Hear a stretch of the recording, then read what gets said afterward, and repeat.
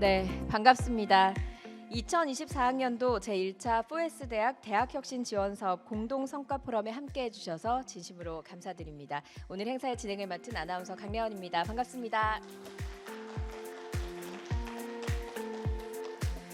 네, 오늘 이 자리는 올해 처음으로 서강대학교, 세종대학교, 숙명여자대학교, 숭실대학교 이렇게 4개의 대학이 공동으로 뜻을 모아서 전공 자율선택제 도입에 따른 대학혁신 성과 공유 및 미래과제라는 주제를 논의하기 위해서 마련됐습니다.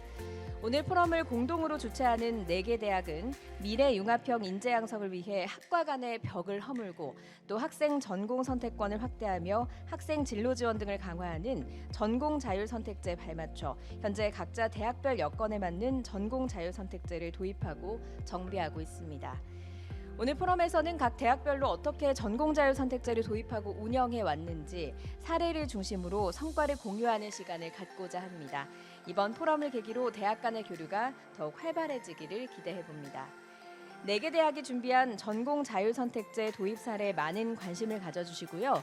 열심히 준비한 발표자에게도 많은 응원을 부탁드리겠습니다. 그리고 궁금하신 사항은 각 대학별 발표가 끝난 후 질의응답 시간에 질문을 해주시고요. 발표가 끝난 후에는 각 대학별 대학 혁신 당장님들의 총평이 있을 예정입니다. 마지막까지 참여해 주시면 감사하겠습니다. 네, 그럼 지금부터 2024학년도 제1차 포에스대학 대학혁신지원사업 공동성과포럼을 여러분들의 큰 박수와 함께 시작하겠습니다. 여러분 큰 박수 부탁드리겠습니다.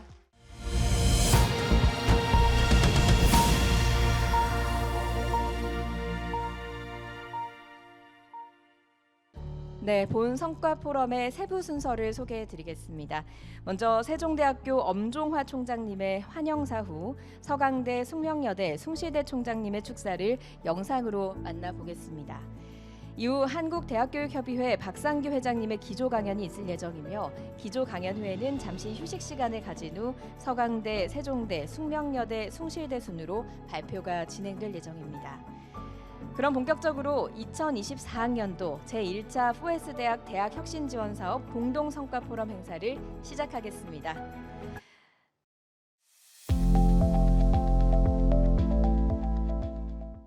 네, 먼저 세종대학교 엄종화 총장님의 환영사가 있겠습니다. 엄종화 총장님을 무대 위로 모시겠습니다. 여러분 뜨거운 박수로 맞이해 주시기 바랍니다. 안녕하십니까. 세종대학교 총장 엄종하입니다. 오늘 참 감개무량합니다. 저희 대학이 이렇게 훌륭한 대학혁신지원사업 우리 발표회를 갖게 된 것에 대해서 제가 대학혁신지원사업 1기를 맡았을 때를 생각하면 너무나 감개무량합니다. 예. 오늘 폴에스 대학 대학혁신사업 공동성과포럼을 함께 해주신 여러분들께 진심으로 감사드리고 환영합니다. 특히 바쁘신 일정에도 귀하신 시간을 내어주신 한국대학교육협의회 박상규 회장님, 중앙대학교 총장님께서 와주신 데 대해 진심으로 감사의 마음을 표합니다. 회장님께서 전해주실 기조 강연은 우리 대학들이 혁신 방향을 모색하는 데 있어 큰 도움이 되리라 믿습니다. 그리고 이 자리에 함께 하지 못했지만은 우리 폴에스 대학 총장님, 서강대학교, 숙명여자대학교, 숭실대학교 총장님께 감사의 말씀을 드립니다. 오늘 이 자리는 교육부와 한국연구재단이 후원하는 대학혁신 지원 사업을 통해 각 대학이 이룬 성과를 공유하고 미래의 과제를 논의하는 자리가 되겠습니다. 특히 전공 자율 선택제 도입, 대학혁신 성과 공유 및 미래 과제 탐색이라는 주제로 4대학이 각자의 혁신 성과를 발표하고 질의응답을 통해서 서로의 경험과 아이디어를 나누게 됩니다. 현재 전공 자율 선택제 유형 1 학생들의 선발과 입학을 앞두고 있는 우리 수도권 대학들은 최선의 준비를 다하고 있지만 이게 새로운 제도를 시행하는 데 있어서 걱정이 많은 것도 사실입니다. 각 대학의 교직원들께서는 학생들이 스스로 진로를 탐색하고 자신의 딱 맞는 전공을 선택해서 성공적으로 학업을 수행하며 미래 사회의 핵심 인재로 성장 발전해 나가는 데 필요한 프로그램을 준비하면서 가져온 고민들을 함께 나누고 대응 방안을 마련하시는 자리가 되기를 바랍니다. 대학 혁신 지원 사업은 변화하는 미래 사회에 대응하여 대학의 기본 방향을 강화하고 특성화를 지원하며 자율 혁신을 통해 국가 혁신 성장의 기반을 마련하는 중요한 사업입니다. 2024년도 2주기가 마무리되고 25년도에 시작되는 3주기를 통해서 대학들이 상생 발전하며 미래형 창의 인재 양성 체제를 구축할 수 있는 기회가 되기를 바랍니다. 이번 행사를 통해서 기획과 준비를 담당해 주신 여러분께 다시 한번 감사의 말씀을 드립니다.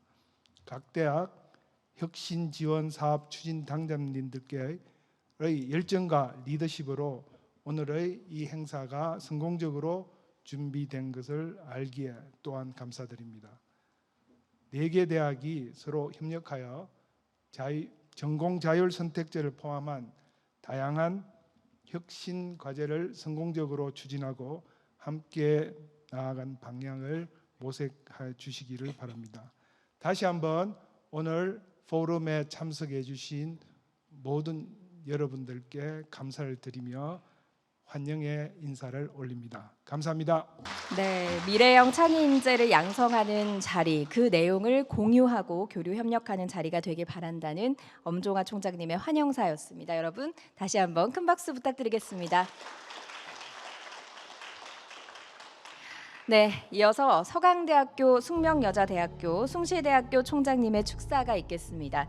아쉽게도 이 자리에 직접 참석해 주시지는 못하셨지만 4개 대학이 함께하는 첫 공동성과 포럼의 축하를 위해서 직접 영상을 보내주셨습니다. 그럼 지금부터 영상으로 만나보시겠습니다.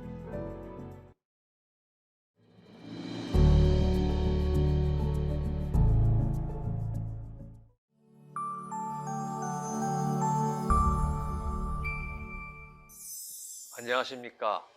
서강대학교 전성훈 교학부총장입니다. 2024년 제1차 4S 대학 혁신 지원 사업 공동 성과 포럼에 참여해 주신 대학 교육 관계자분들께 환영의 말씀을 전합니다.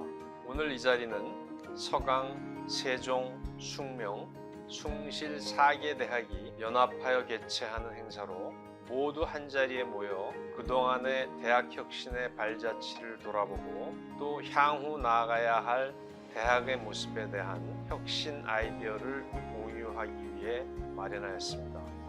서강대학교는 가톨릭 신앙과 전인교육을 지향하는 예수의 정신을 바탕으로 설립한 대학으로 그동안 학문적 수월성을 넘어 사회적 책임과 혁신을 통해 지역사회와 국가 그리고 인류 공동체에 기여할 수 있는 인재를 양성하기 위해 노력해왔습니다.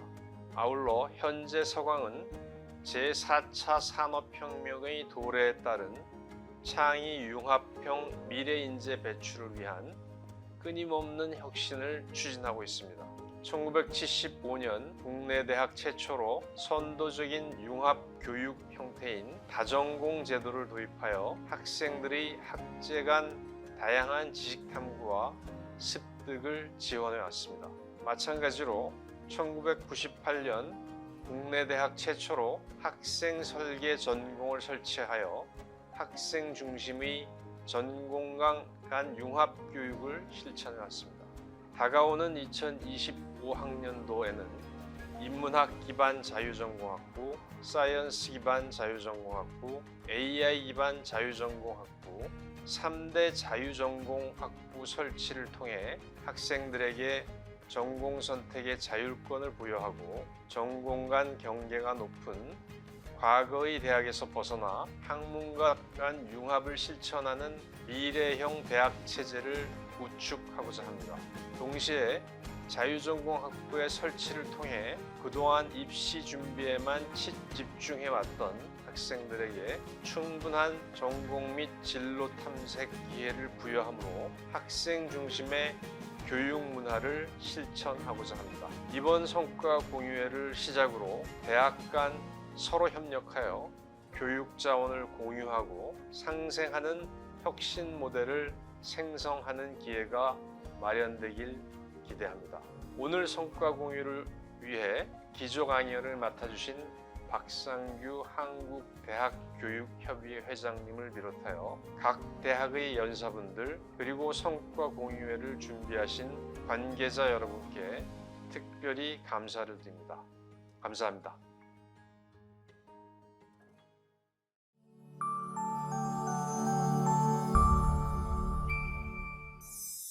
안녕하십니까. 수명여자대학교 총장 문시연입니다. 대학혁신 지원 사업의 우수한 성과를 공유하고 확산하기 위해 4개 대학이 함께하는 이 자리에 참석해 주신 대학혁신 단장님과 실무자 여러분께 감사드립니다. 직접 참석하지는 못하지만 바쁘신 가운데 오늘의 자리를 영상으로 함께해 주시는 서강대학교 심정혁 총장님, 숭실대학교 장범식 총장님, 그리고 오늘 함께 모이는 자리를 마련해 주신 세종대학교 엄정화 총장님께도 깊은 감사를 드립니다.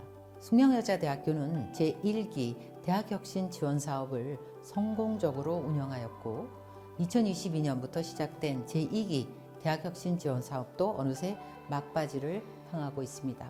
특히 4차 산업혁명 시대를 거쳐 이제 산업 간 경계가 모호해지는 빅블러 시대에 대응하는 미래융합 인재 양성을 위한 학과 간 벽 허물기와 학생의 선택권 강화, 그리고 교육 전생애 주기에 걸쳐서 수요자인 학생을 위한 맞춤형 교육 혁신을 이뤄나갈 수 있었던 것은 대학혁신 지원 사업이 있었기에 가능했습니다. 숙명여자대학교는 학생의 선택권을 강화하는 교육 혁신을 위해 이번 2025학년도부터 전공자율선택제를 도입해 자유전공학부 303명과 첨단공학부 78명, 총 381명을 정시 모집해서 선발합니다. 전공자율 선택을 위한 체계적인 지원이 가능하도록 순원 칼리지와 첨단공학부를 신설하고 교내 태스크포스를 운영하였으며 2학기에는 관련 정책 연구를 진행하는 등 만반의 준비를 하고 있습니다. 또한 숙명여자대학교에 입학하는 모든 학생들에게 미래를 열어가는 아웃띵킹의 힘을 키워줄 수 있도록 이제 우리 삶에서 뗄 수 없는 인공지능을 교육과정에 창의적으로 접목하는 숙명 AI 교육센터를 설립하고 인간의 고유한 능력인 창의성, 비판적 사고력, 소통 능력, 협업 능력을 키울 수 있는 개념 중심, 문제 해결 중심의 교육을 실현할 것입니다. 대학혁신 지원 사업에서 지속적으로 추진해온 산학협력도 강화할 것입니다. 산학협력단 산학공유협업센터에 대기업뿐만 아니라 성장 가능성이 유망한 기업을 적극적으로 유치하고 산학협력교육센터에서 다양한 산학협력 교육과 플랫폼을 개척하고 강화해 나갈 것입니다. 이번에 4개 대학이 함께 개최하는 제1차 대학혁신성과 확산 공동성과 포럼은 이러한 대학혁신 지원 사업의 혁신 성과를 주요 관계자분들과 공유하고 미래 과제를 탐색하기 위해 마련됐습니다. 앞으로도 대학혁신 지원 사업의 성공적 추진을 위해 함께하는 대학들이 긴밀히 협력할 수 있는 자리가 꾸준히 마련되길 바라며 많은 관심과 응원을 부탁드립니다. 감사합니다.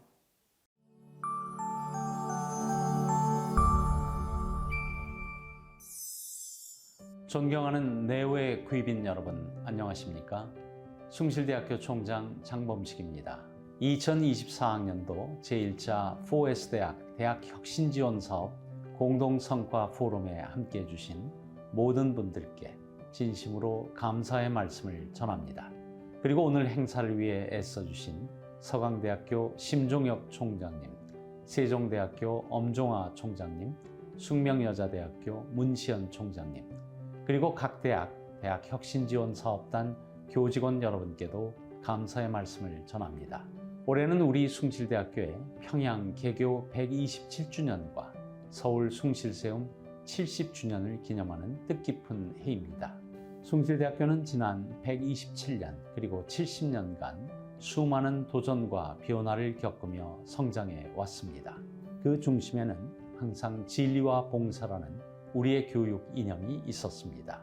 진리와 봉사라는 이념을 바탕으로 우리는 사회에 기여하는 인재를 양성하고 학문적 발전을 통해 사회에 공헌하고자 노력해 왔습니다. 지난 6년간 우리 대학은 교육부 대학 혁신 지원 사업을 통해 교육과 연구, 행정 전반에 걸친 크고 작은 변화를 이끌어냈습니다. 특히 최근 2년은 전공 자율 선택제 도입 등 교육부의 강한 정책 기조가 대학 혁신 지원 사업과 연계되었고, 정원 조정, 구성원 합의 등 어려운 시기를 극복하면서 학내 교육 환경에 많은 변화가 있었습니다. 오늘 이 자리는 우리 숭실대학교뿐만 아니라 서강, 세종, 숙명, 수도권 4개 대학이 지난 3년간의 훌륭한 성과를 함께 공유하는 소중한 자리입니다. 그동안의 성과를 돌아보는 것에 그치지 않고 앞으로 나아갈 방향과 목표를 설정하는 중요한 시간이 되길 바랍니다. 이제 우리는 대학 혁신 지원 사업과 라이즈로 재편되는 새로운 출발점을 앞두고 있습니다. 앞으로도 여러분의 열정과 지혜를 모아 각 대학의 발전을 위해 함께 노력해 주시길 바랍니다.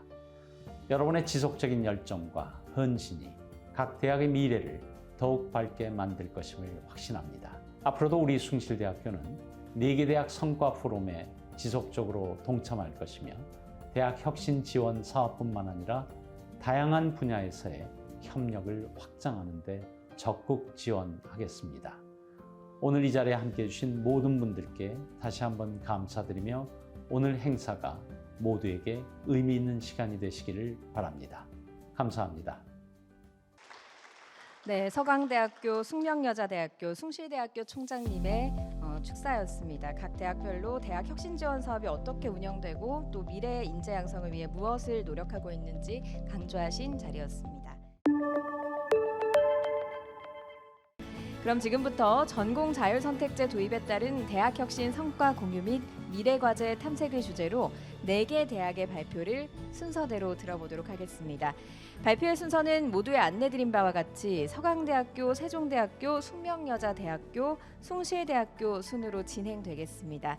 발표가 진행되는 동안 궁금하신 점이 있으시면 발표가 끝난 후에 질의응답 시간이 있습니다. 그때 질문을 해주시면 되겠습니다. 적극적인 참여를 부탁드리겠습니다.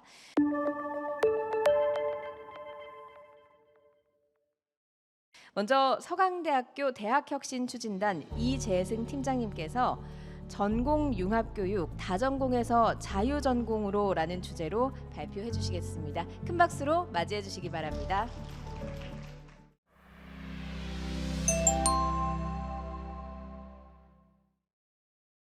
안녕하세요. 저는 서강대학교 대학혁신추진단 이재승 팀장입니다. 반갑습니다. 먼저 죄송하다는 말씀을 좀 드리고 싶습니다. 제가 사실은 우리 학교 자유전공을 이번에 처음으로 추진을 하는데 우리 학교는 과거부터 이어져 온 어떤 융합형 전공제도의 그 전통 속에서 자유전공을 어떻게 가져갈까를 고민을 했기 때문에 옛날 얘기를 초반에 좀 많이 드리려고 합니다. 그러다 보니까 발표 시간이 지금 빠듯해서 최대한 빨리 좀 진행을 하도록 하겠습니다. 자, 이거는 입학팀에서 자주 쓰는 말인데 서강대학교 하면 뭐 이런 단어들이 연상이 된다고 합니다. 사실 여기 모인 4개 대학은 전부 다 소수 정예 중규모 대학들이죠. 그래서 저희가 이렇게 모인 것이고요. 학사 관리는 뭐 예전에는 잘했지만 지금은 모든 대학이 다 학사 관리를 잘합니다. 교육부 감사가 무섭기 때문에. 근데 마지막에 이제 취업률은 아직도 우리 학교가 굉장히 홍보 포인트로 삼고 있고 계속해서 지켜 나가려고 하는 부분이라서 초반에 취업률 중심으로 좀 말씀을 좀 드리려고 하고 있습니다. 지금 23년 취업률은 73.9%이고 유지 취업률이 91.9%로 1위입니다. 근데 우리 학교는 서강대는 이걸 다전공제도와 취업지원 시스템의 시너지라고 지금 홍보를 하고 있습니다. 실제로 다전공이 취업률하고 상당히 많은 상관이 있다는 거에 저는 관심을 가지고 예전부터 이 부분에 대해서 통계 자료를 쭉 봐왔는데 그 몇 가지만 좀 공유를 하도록 하겠습니다.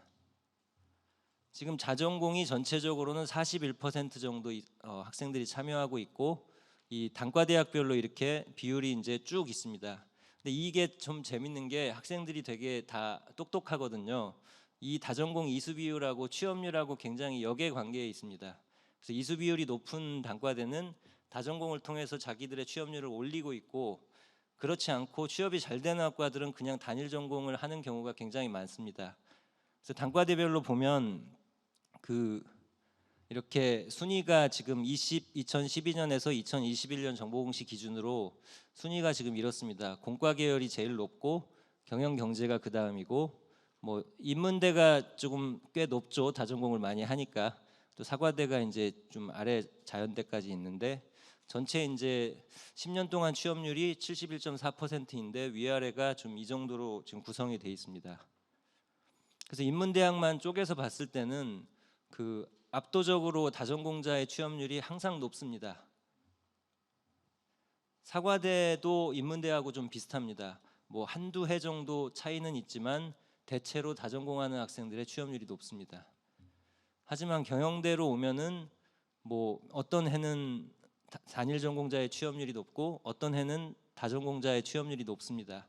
그래서 이게 약간 무차별한 정도 수준으로 지금 나타나고 있습니다. 공과대학으로 오면 오히려 자기 전공에 심화 전공에 집중하는 편이 이제 취업률을 더 잘하고 있는 것으로 지금 보이고 있습니다.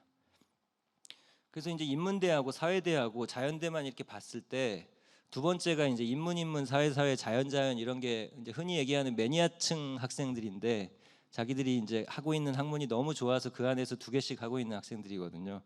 역시 전체 취업률보다 좀 낮게 형성이 되고 있고 그다음에 경영학과를 같이 하는 학생, 인문사회 학생들이 한 70%대 그리고 공학을 다전공하는 자연대 학생들이 한 68%, 70%까지 나오고 있고 사실 사회대와 공학계 100% 취업률은 해당 학생이 별로 없어서 통계적 의미는 별로 없습니다. 실제로 많은 학생들은 인문사회는 경영을, 자연대도 경영을 제일 많이 하고 있습니다.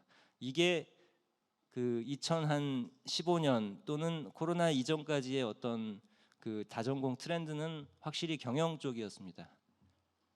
그래서 뭐 다전공 제도는 다들 하고 계시기 때문에 뭐 특별한 말씀을 드리진 않겠습니다. 하지만 서강대학교는 계열이나 학점, 정원 다 제한을 두지 않고 누구나 최대 3개까지 다전공을 하도록 자유로운 선택권을 지금 보장을 하고 있습니다. 그래서 뭐 단과대학 9개, 30여 개의 전공이 있는데 저희가 중규모 대학이다 보니까 전공이 아무래도 좀 부족하죠. 그러다 보니까 이제 연계 전공이라는 거를 99년에 좀 만들어서 부족한 전공들을 좀 보충을 해주고 있습니다. 그리고 연계 전공으로도 안 되면 이제 학생 설계 전공으로 이제 또 새롭게 하는 학생들이 있고 뭐 많은 대학들이 지금은 이런 제도를 운영하는 걸로 알고 있습니다. 하지만 다전공 트렌드는 이제 변화를 하고 있습니다. 영원한 선택권이 영원히 경영학에 있지는 않고 이 333명 다전공자 중에 40%에 달하던 경영학 선택 비중이 2021년에 와서는 133명으로 절반 이하로 좀 떨어졌습니다. 대신에 올라간 것들이 이제 연계 전공 쪽인데 주로 보면은 융합 소프트웨어 연계 전공이나 또 빅데이터 사이언스, 인공지능 같은 학생들이 이제 경영학에서 이쪽으로 이제 옮겨서 지금 전공을 하고 있는 입장입니다.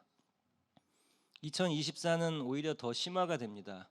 이제 원래 경제학과가 계속 다전공 선택 비중에서 두 번째였는데 이제 아예 컴퓨터공학과가 두 번째로 올라왔고 또 융합 소프트웨어, 빅데이터 사이언스가 굉장히 높은 비중으로 유지를 지금 하고 있습니다. 그래서 학생들이 굉장히 이제 스마트하게 학교가 만들어준 제도 안에서 자기의 취업이나 진학 또는 진로에 대해 도움이 되는 쪽으로 선택을 하고 있는데 우리 학교는 그 선택을 어떻게든 자유롭게 해주기 위해서 그 제도를 지금 계속해서 처음부터 자유로웠던 거를 아직까지 유지하고 있는 그런 상황입니다. 그래서 옛날부터 이제 이런 다전공을 강조하다 보니까 뭐 이렇게 철학과를 전공했지만 신방을 함께한 뭐 박찬욱 감독이나 또 전자공학을 전공했지만 오히려 창업을 컴퓨터공학을 이용해서 게임 회사를 만들어서 이분은 잘 안 알려진 분인데 밑에 써 있듯이 그 포브스 선정 한국의 50대 부자 중에 9번째입니다. 그래서 대기업 총수급의 부를 지금 컴퓨터공학 다전공을 이용해서 구축한 분이라고 할 수 있습니다. 그래서 그 과거로부터 걸어온 길을 다시 한번 좀 짚어봤는데 옛날에는 학칙이 이렇게 한자로 돼 있더라고요. 그래서 저도 간신히 읽었는데 그래서 전공 부전공을 완전히 이수해야 학사학위가 수여되고 또 물리학과는 수학을 반드시 부전공으로 하도록 하고 있고 또 뭐 문교부에서는 뭐 전공은 뭐 70학점 뭐 부전공을 만약에 택하면 60학점 부전공은 20학점 이런 것들이 좀 학칙에 있었습니다. 7, 80년대 학사내규를 보면 아예 모든 학생은 졸업 요건으로 부전공을 이수하도록 강제로 이수를 하고 있었습니다. 그래서 그 다전공 비중을 이렇게 보면 60학번이 저희 1기 선배님들이시거든요. 그래서 60학번이 94%, 70학번 96%, 80학번 98%뭐 강제였으니까요. 이렇게 하다가 이제 90학번에 와서 조금씩 떨어지고 95학번에서 더 많이 떨어지고 96학번에서 완전히 떨어집니다.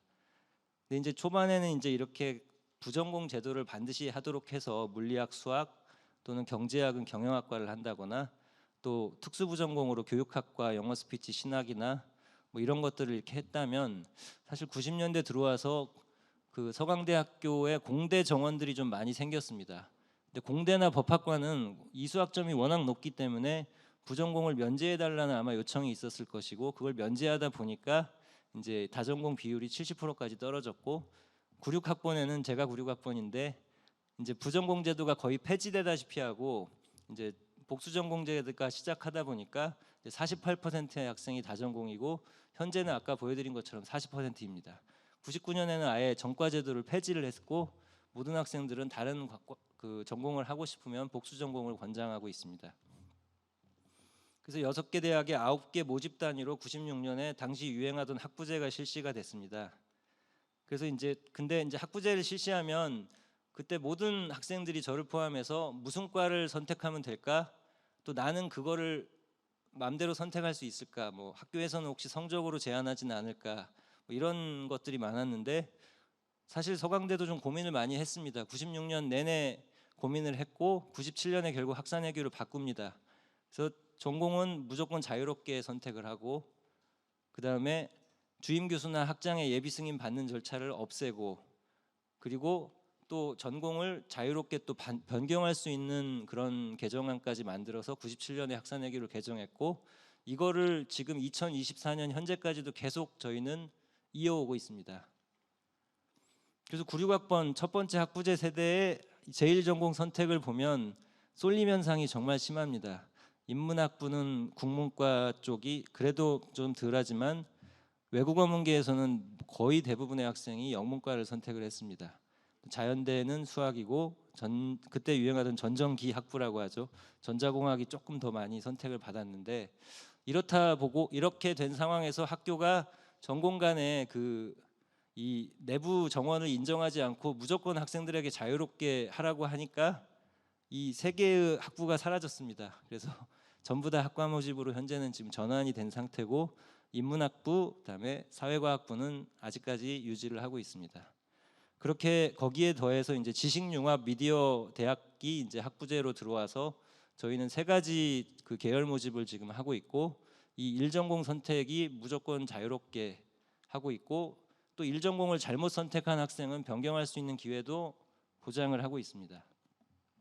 2, 3전공은 뭐 어떤 것이든 선택할 수 있고 이렇게 허가가 아니라 그냥 신청만 하면 되는 걸로 운영을 하고 있습니다. 그다음에 연계 전공, 학생 설계 전공, 뭐 마이크로 디그리, 나노 디그리 계속해서 추가하고 있고요. 근데 여기까지 진행되어 온 게 이제 어떻게 보면은 코로나 이전까지 또는 뭐 20세기에서 21세기 넘어오는 부분의 전공 제도였는데 이제 학교가 과거의 IDNTT에서 벗어나서 서강대가 이제 소프트웨어 융합 교육에 대해 좀 관심을 가지게 됐습니다. 그래서 소프트웨어 융합 교육을 좀 하기 위해서 2014년에는 융합 소프트웨어 연계 전공이라는 걸 만들었고 삼성전자하고 SCSC 프로그램을 운영을 했습니다.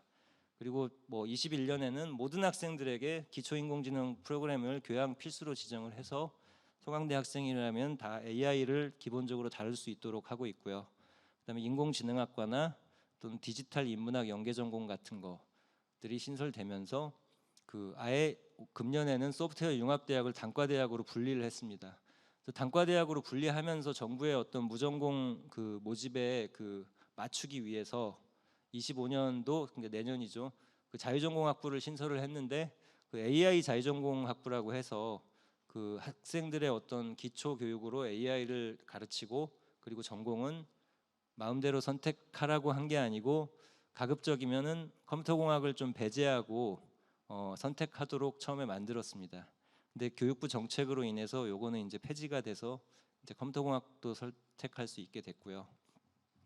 뭐 그렇게 해서 마무리가 될 줄 알았는데 이제 10%를 교육부에서 요구를 했기 때문에 보직자회의나 학장회의에서 많은 토론이 있었고 결국은 정부의 요구사항대로 10%를 한번 맞춰보자. 맞추는데 어떻게 맞출까를 고민하기 위해서 뭐 재학생 대상 설문조사도 좀 했고 설문조사를 기반으로 정책 연구도 좀 실시를 했습니다. 그래서 그리고 저희가 AI 자유전공학부를 먼저 만들었기 때문에 그러면 다음 자유전공학부를 AI를 늘려줄까 아니면 새로운 자유전공학부를 만들까라는 고민을 단과대에다가 수요조사를 좀 실시를 했습니다. 참여를 할 거냐 안 할 거냐. 그래서 많은 단과대학들은 참여를 하겠다라는 희망을 했고 이제 경영대하고 로욜라 국제대학만 이제 참여를 하지 않기로 했습니다. 그래서 이런 어떻게 보면 내부 경선 과정을 거쳐서 결국은 인문대와 자연대에 추가적으로 자유전공학부를 설치를 하기로 했습니다. 그렇게 해서 총 정원 약 160명 정도가 AI가 애초에 50명이었고 그다음에 사이언스 쪽이 40명, 인문학 쪽으로 가장 많은 정원을 배정을 했습니다. 인문학에 가장 많은 정원을 배정한 데는 여러 가지 이유가 있지만 사실은 아까 대교협 회장님도 말씀하셨는데 인문학적 소양이 사실 되게 중요한 것이고 서강대가 그동안 계속 지켜온 것이라는 이유도 있습니다. 그래서 우리 학교 동문 아까 사진 보여드렸던 분의 이런 교내 인터뷰도 좀 있었고요.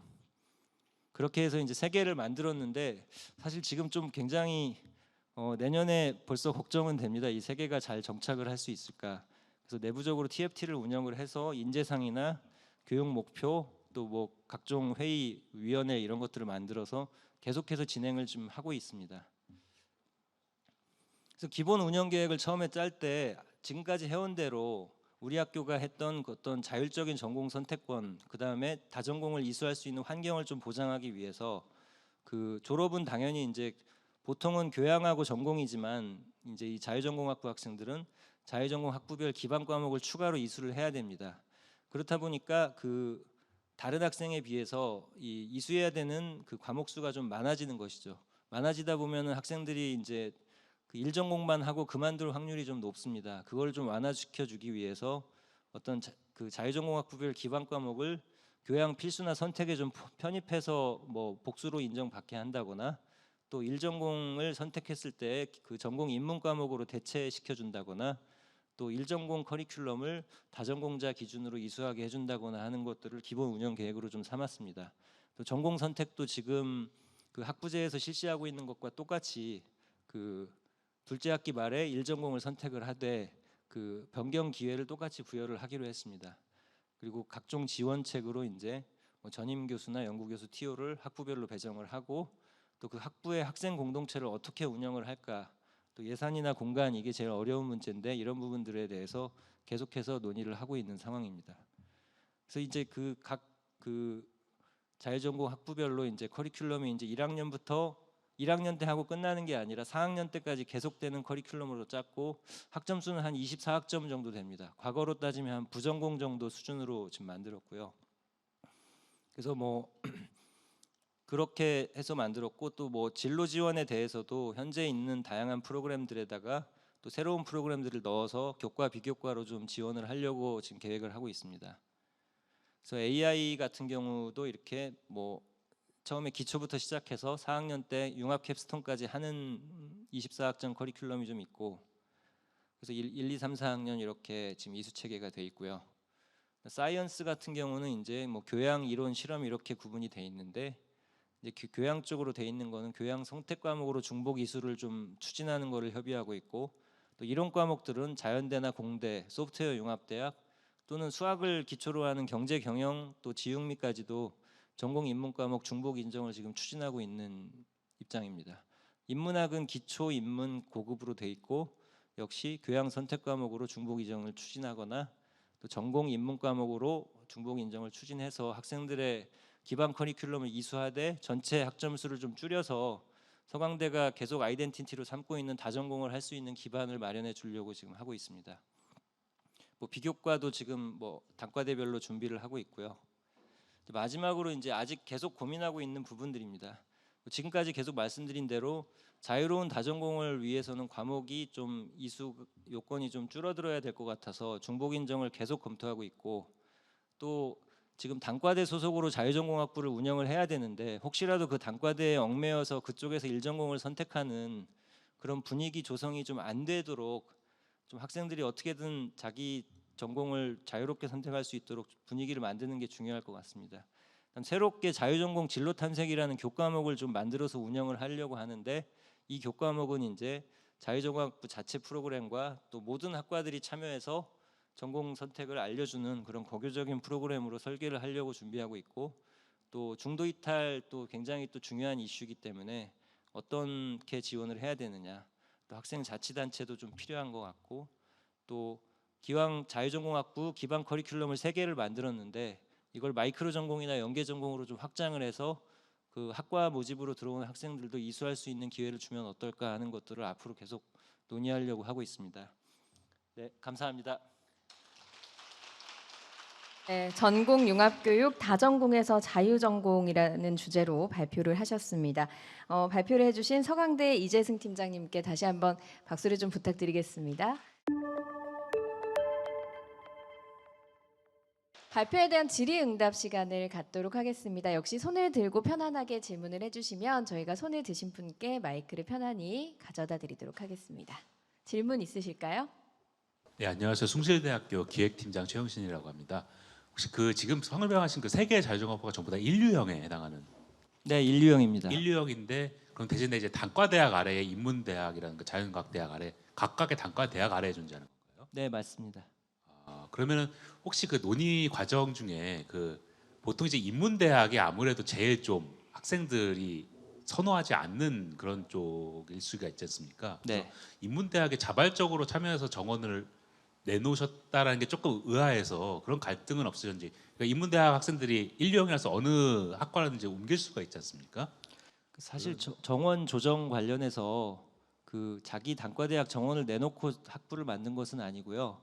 학교 전체적으로 일률적으로 조정해서 그 조정된 인원을 어느 단과대학에 이제 배치하느냐의 문제였습니다. 네, 알겠습니다. 예, 팀장님 아주 재미있는 발표 잘 들었습니다. 저는 수명여대 기획처장 맡고 있는 김철현입니다. 예, 그 한 가지 제가 질문하고 싶은 거에 사실 50%는 앞서서 질문을 해주시긴 하셨는데요. 이제 뒤 이어서 질문을 드리면, 그러면 지금 현재 서강대학교에서 계획하고 계신 이 자유 전공은 소속 자체가 변경되지는 않고 소속은 여전히 자유 전공에 있으면서 수강하는 과목만 제1전공의 과목을 듣는 형식이 되는 것인가요? 아니면 소속 자체가 변경되는 것인가요? 지금 현재는 그 아까 서울대 모델처럼 자유전공학부 소속을 유지하면서 1전공을 선택하는 걸로 계획을 잡았는데, 이게 내부적으로 관리가 어렵다 보니까 이제 지금 계속 TFT 운영하는 과정에서 이런 게 어딨냐라는 반대를 엄청 받고 있긴 합니다. 근데 일단은 내년에 일단 이대로 시작을 하면서 이제 운영을 하는 형태를 좀 보려고 하고 있습니다. 예, 감사합니다. 네, 두 분의 질문을 들어봤습니다. 또 다른 질문 있으신 분 있으실까요? 네. 세종대학교 교육혁신처장입니다. 발표 잘 들었습니다. 발표 자료에 보면 이제 세계 3대 자유전공학부를 설치하신 후에 교수님들, 전임 교수와 연구 교수 TO를 배정하셨다고 하는데요. 이게 새로 이제 학부가 생기다 보니까 일단 계획에는 처음에 이제 들어온 상태에서 학생들이 그 자유전공학부를 유지하면서 제1전공을 선택하는 방식이면, 이쪽 교수로 이렇게 옮기신 분들에 대한 어떤 절차를 거치셨는지, 몇 명이나 옮기시게 됐는지 궁금합니다. 그러니까 지금 옮기신 분은 안 계시고요. 아마도 그 단과대 교수님들이 좀 차출이 돼서 TFT 형태로 차출이 되신 분들이 자유전공학부 현재는 겸직으로 되어 있으시고, 이제 새로 배정되는 그 전임 교수 TO나 연구교수 TO는 그 학부 소속으로 지금 될 건데, 이제 아직까지는 학부 소속으로 완전히 교원 소속으로 옮기느냐의 이슈는 아직까지는 다뤄본 적은 없습니다. 알겠습니다. 감사합니다. 네, 질문 다 하셨을까요? 그러면 여기까지 듣도록 하겠습니다. 발표와 함께 질의응답에도 성심껏 대답해 주신 이재승 팀장님께 다시 한번 박수 부탁드리겠습니다. 감사합니다.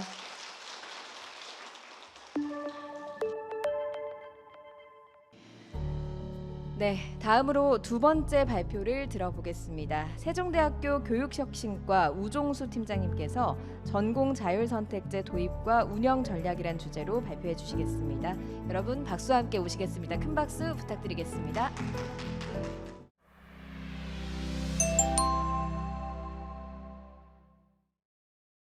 안녕하십니까. 세종대학교 교육혁신처 우종수입니다. 우리 대학 전공 자율선택제에 대해서는 저보다 훨씬 많은 걸 알고 계신 자율전공학부장님이 계신데도 불구하고 이제 바쁘신 일정으로 제가 대신 이제 발표를 맡게 되어서 이제 잘 설명드릴 수 있을지 좀 걱정이 됩니다. 네, 이제 이 목차 아마 많이 익숙하실 텐데요.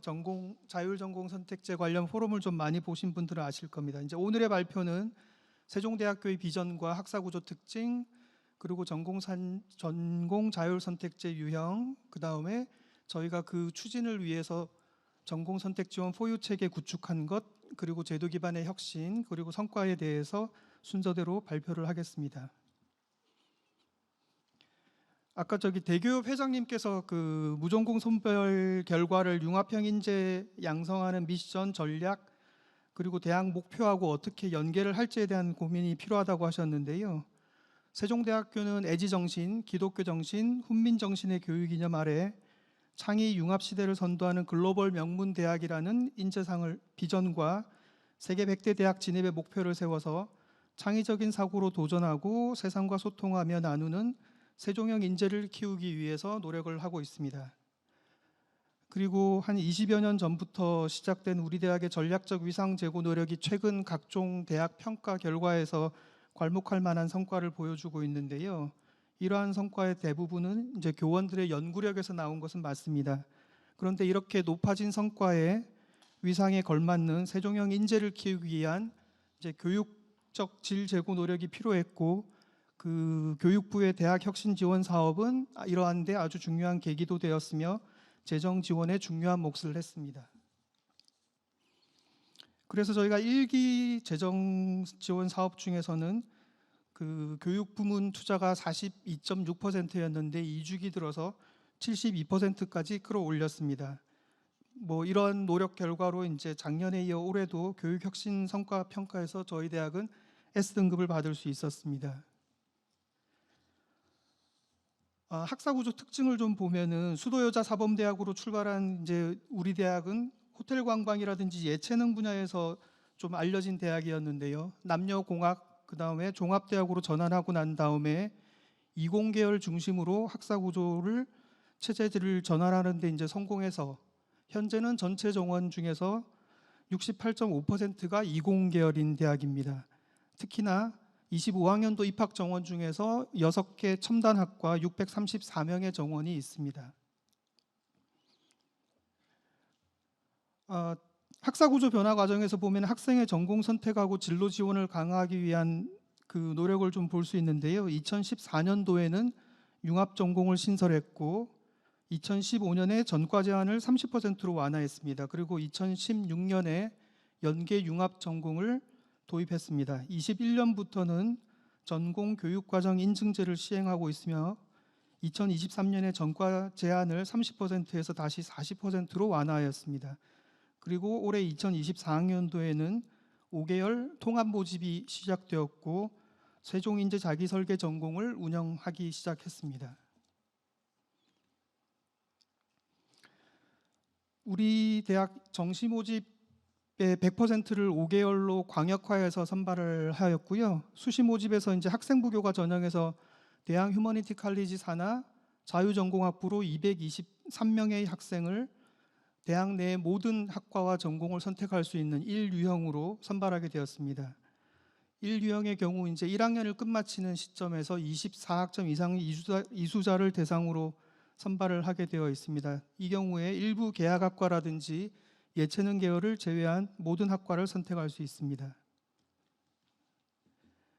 예, 학생들의 이제 전공 선택을 전방위적으로 지원하기 위해서 교수 지원, 또래 지원, 교과, 비교과 지원, 활동 지원 이렇게 4U 지원 체계를 구축하였습니다. 이 지원 체계는 개별적으로 이루어지는 것이 아니고 밀접하게 연계되어 학생들의 전공 선택에 다양한 형태로 도움을 줄 것입니다.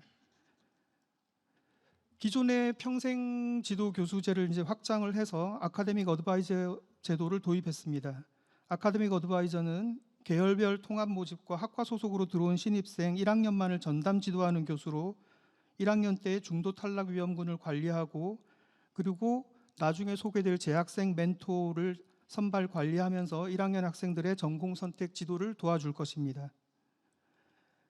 아카데믹 어드바이저 제도가 자유전공학부를 위한 학생하고 그다음에 전공 지원 설계 센터 내 전체 학생 배치 뭐 이런 여러 가지 경우로 나눠 볼 수 있는데 이제 모든 학과와 전공 내에서 아카데믹 어드바이저 제도를 빨리 정착시켜야 되겠다는 정책적 판단에 따라서 24학년도부터 모든 전공 학과의 소속 전임교원 중에서 아카데믹 어드바이저를 선임하였습니다.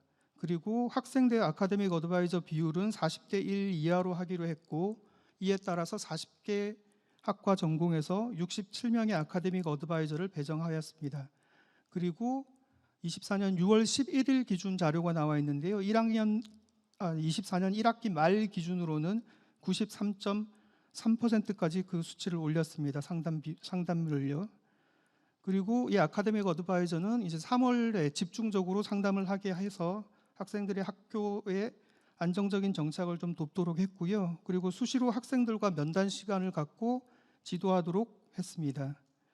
학기별로 신입생 중도 탈락 위험군 관리하고 중도 탈락자 현황을 상시 추적했으며 학생회하고 연계해서 학기별로 학생 멘토 선발도 직접 참여하고 멘토링 활동을 관리하는 임무도 부여했습니다.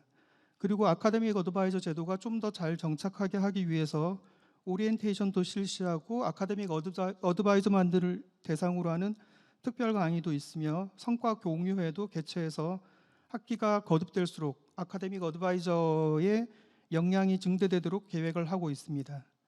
그리고 이분들에게는 학기 단위로 활동비를 지급하고 수업 시수 인정, 교내 봉사 실적 점수 부여 등을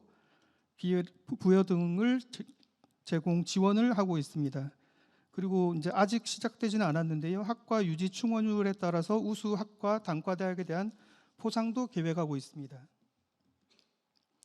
이제 학생들에게는 교수님의 지원도 중요하지만 또래 상호작용과 영향력도 무시할 수 없습니다. 이에 따라 기존의 단과대학 단위 멘토링 프로그램을 모든 학과 전공으로 확대했습니다. 40개 학과에 대해서 학기별로 12주 이상 활동을 하게 하고 있습니다.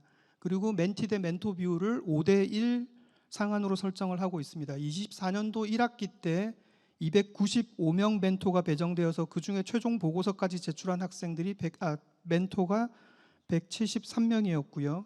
2학기 때는 403명을 목표로 모집을 하고 있는데 현재 300명 이상이 활동하고 있습니다. 그리고 멘토들은 학기별로 12주 동안 활동을 하고 그중에 총 4회 이상 활동 보고서를 제출하게 하고 있습니다. 학생지원처와 아카데믹 어드바이저가 주관하는 멘토링 관련 활동에 필수적으로 참여를 해야 하고 신입생들을 대상으로 한 전공 소개, 홍보, 멘토링 관련 자료 제작 등에 참여합니다. 멘토로 참여하는 학생에게는 장학금과 활동비를 지원하고 성과 공유회를 개최하고 단과대학별로 우수 멘토를 선발 시상할 계획입니다. 또한 졸업생, 재학생 만남의 날을 통해서 사회에 진출한 선배들을 보며 전공 선택에 많은 도움을 받을 수 있는 기회를 제공하려 하고 있습니다. 23학년도에는 2,217명이 참석했으며 24학년도에는 5천만 원의 예산을 배정해서 지금 모임을 갖고 있습니다. 주로 이거는 2학기 때 행사가 이루어지고 있습니다.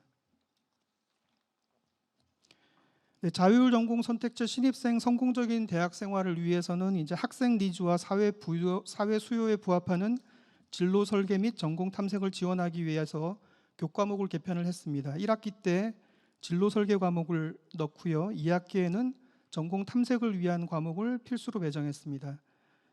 이게 저희 대학에서는 이제 세종 아카데믹 인게이지먼트 인쿼리 플레이 세입이라는 이름으로 이걸 간략해서 표현을 하고 있습니다.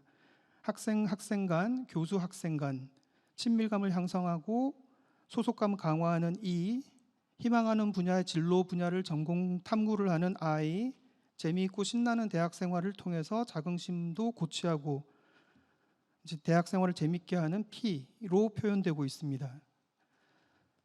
이 교과목 개편에서 1학기 때는 세종인을 위한 진로 설계 과목을 대규모 계열별로 진행을 하는 수업입니다.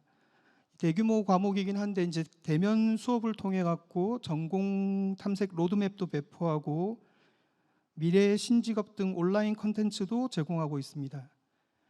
이제 분반을 통해서 학생들에 대해서 다양한 상담을 하고 있습니다. 밑에 표에 나오는 것처럼 이제 예를 들어 가지고 기초 상담 및 직업 선호도 검사를 하는데 이때는 신입생이 2,460명이 참여를 했었고요.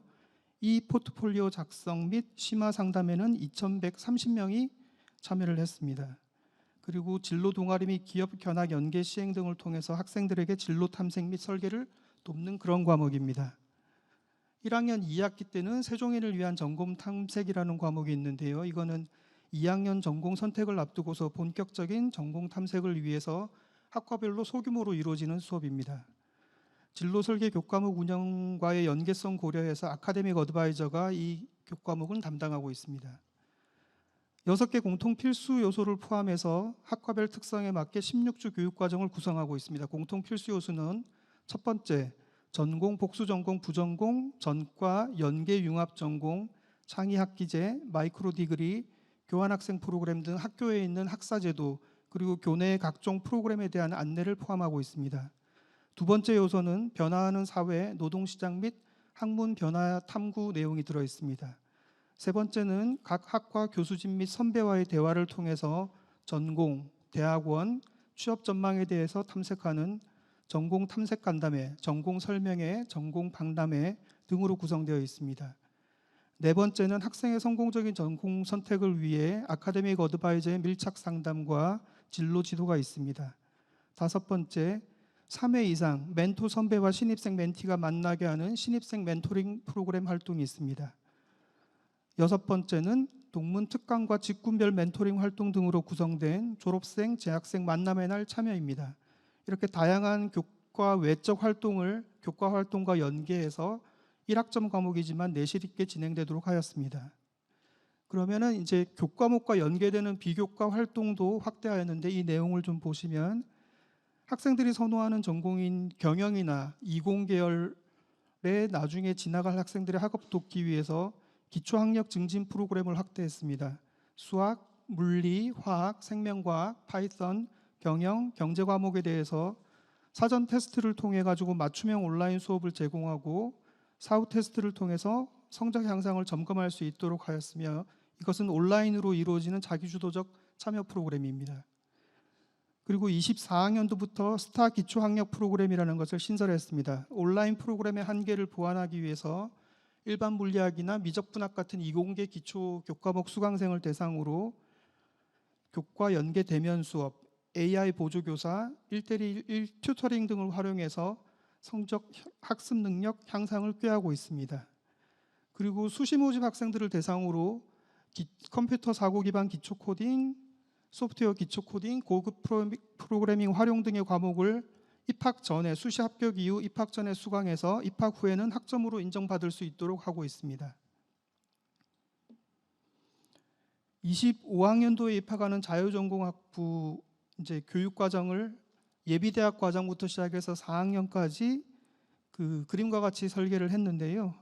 좀 전에 설명드렸던 것처럼 소프트웨어 기초교육 교과목의 예비대학 과정에다가 학생들의 성공 그 선호 전공 학업 돕기 위해서 기초학력 프로그램이 학력 증진 프로그램이 추가되었습니다. 그리고 이제 기존 그 학과나 전공 단위로 입학한 학생들하고 다른 점은 1학년 1학기와 2학기 때 그 각각 진로 탐색과 전공 탐색을 목적으로 하는 창의 융합 주제 탐구 세미나 1, 2 과목이 추가됐다는 부분입니다.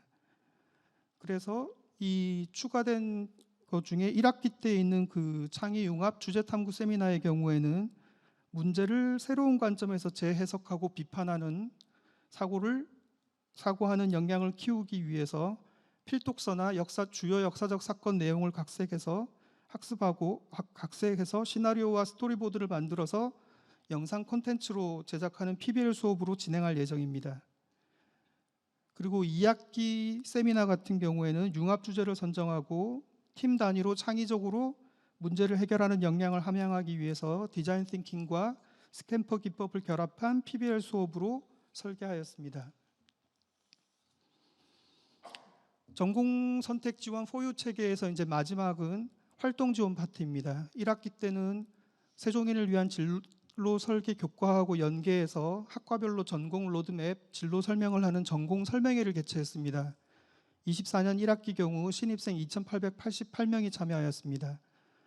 이를 위해서 계열별로는 전공 탐색 관련 동영상 콘텐츠도 제작 활용하였습니다.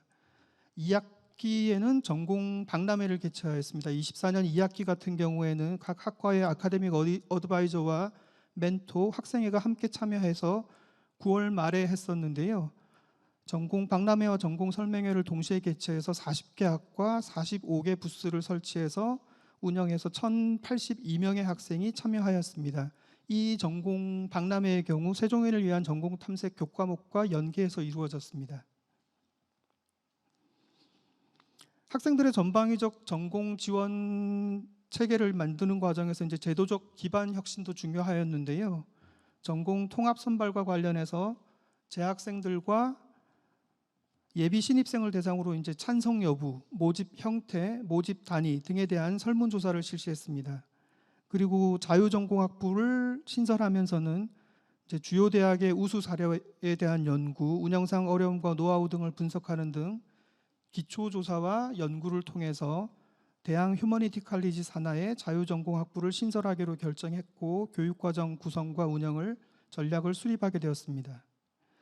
이 과정에서 탑다운 방식으로의 사업 추진이 이제 단기적인 성과 달성에는 효과적일 수 있지만 전공 자율선택제 계획 수립과 이행 과정에서 대학 본부의 리더십, 구성원의 의견이 효과적으로 소통될 수 있도록 하기 위해서 대학 혁신지원사업단과 유관 행정부서가 주체가 되어서 사업 계획을 수립하고 시행하는 미들 업다운 방식으로 진행을 하였습니다.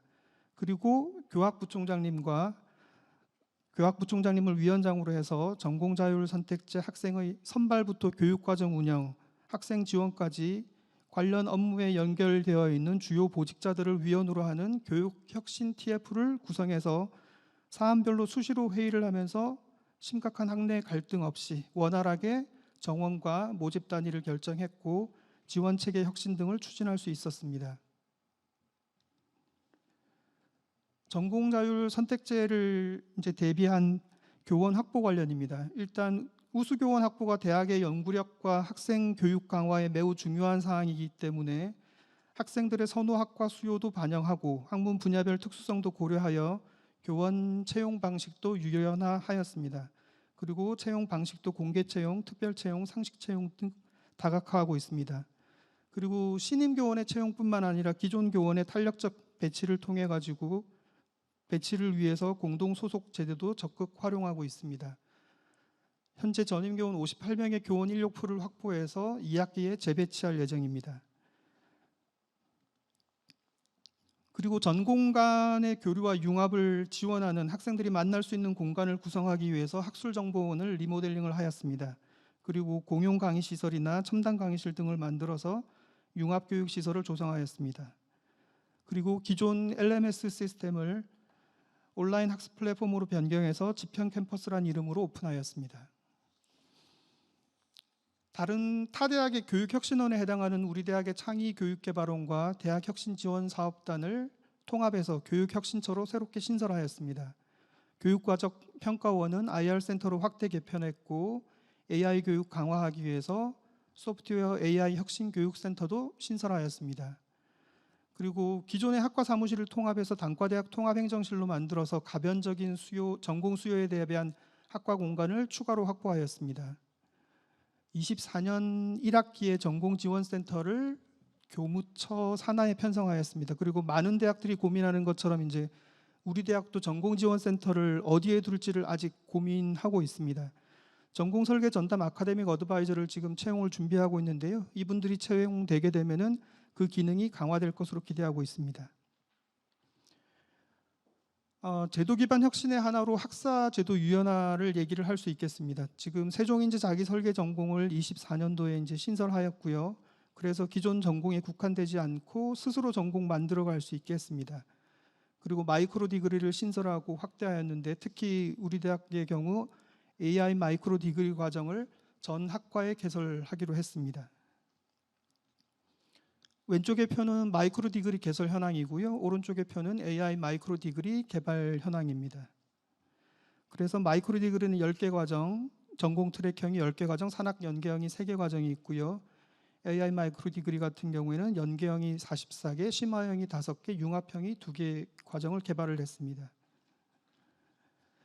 그리고 학사제도 유연화로 이제 창의 학기제를 내실화하였는데요. 이제 기존의 16주 학기뿐만 아니라 이제 학예 동계 방학 동안에 8주 집중 이수제를 할 수 있는 과정도 그 선택의 학생들의 선택을 다양화할 수 있게 하였습니다.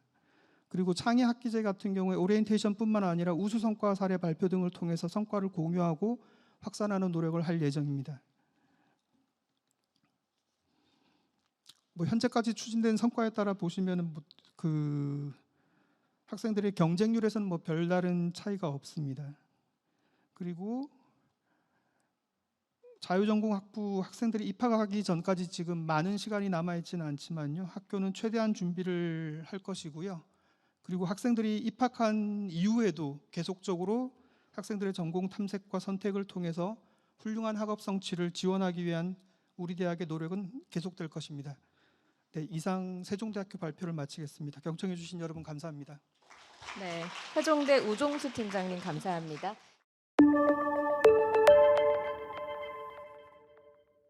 역시 질의응답 시간 갖도록 하겠습니다. 질문이 있으신 분들은 손을 들고 편안하게 질문을 던져주시면 되겠습니다. 예, 숭실대학교입니다. 그 단과대학 통합행정실 부분이 조금 궁금해서 좀 자세하게 좀 여쭤보고 싶은데요. 그 44개 학과 사무실을 거의 절반으로 줄이셨다고 하셨고 단대별 통합행정실에 신규 구축하셨다고 하셨는데 그러면은 단대별 통합행정실은 원래는 없으셨던 거죠? 어떤 변화가 있었는지 좀 자세하게 혹시 설명? 네, 우리 대학은 본부 중심이 되어서 단과대학 행정실이 지금까지 없었습니다. 그리고 개별 학과 단위로 이제 있었는데 그거를 모아가지고 단과대학 단위로 통합을 하게 된 겁니다.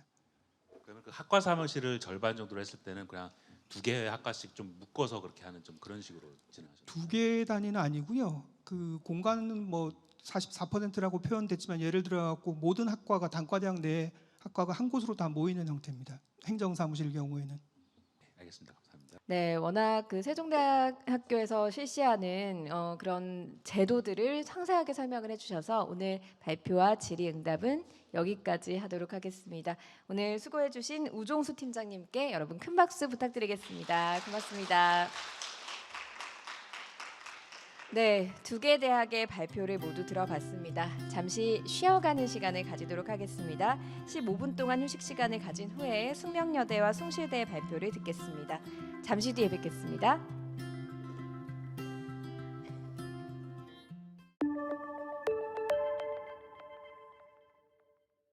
네, 잠시 휴식 잘 취하셨나요? 짧지 않은 시간 계속해서 함께 해주셔서 정말 감사드립니다. 다시 발표 이어가도록 하겠습니다. 다음으로는 숙명여자대학교 발표를 들어보겠습니다. 숙명여자대학교 순환칼리지 심재웅 학장님께서 전공 자율선택제 도입과 과제라는 주제로 발표하시겠습니다. 여러분 무대로 모시겠습니다. 뜨거운 박수 부탁드리겠습니다.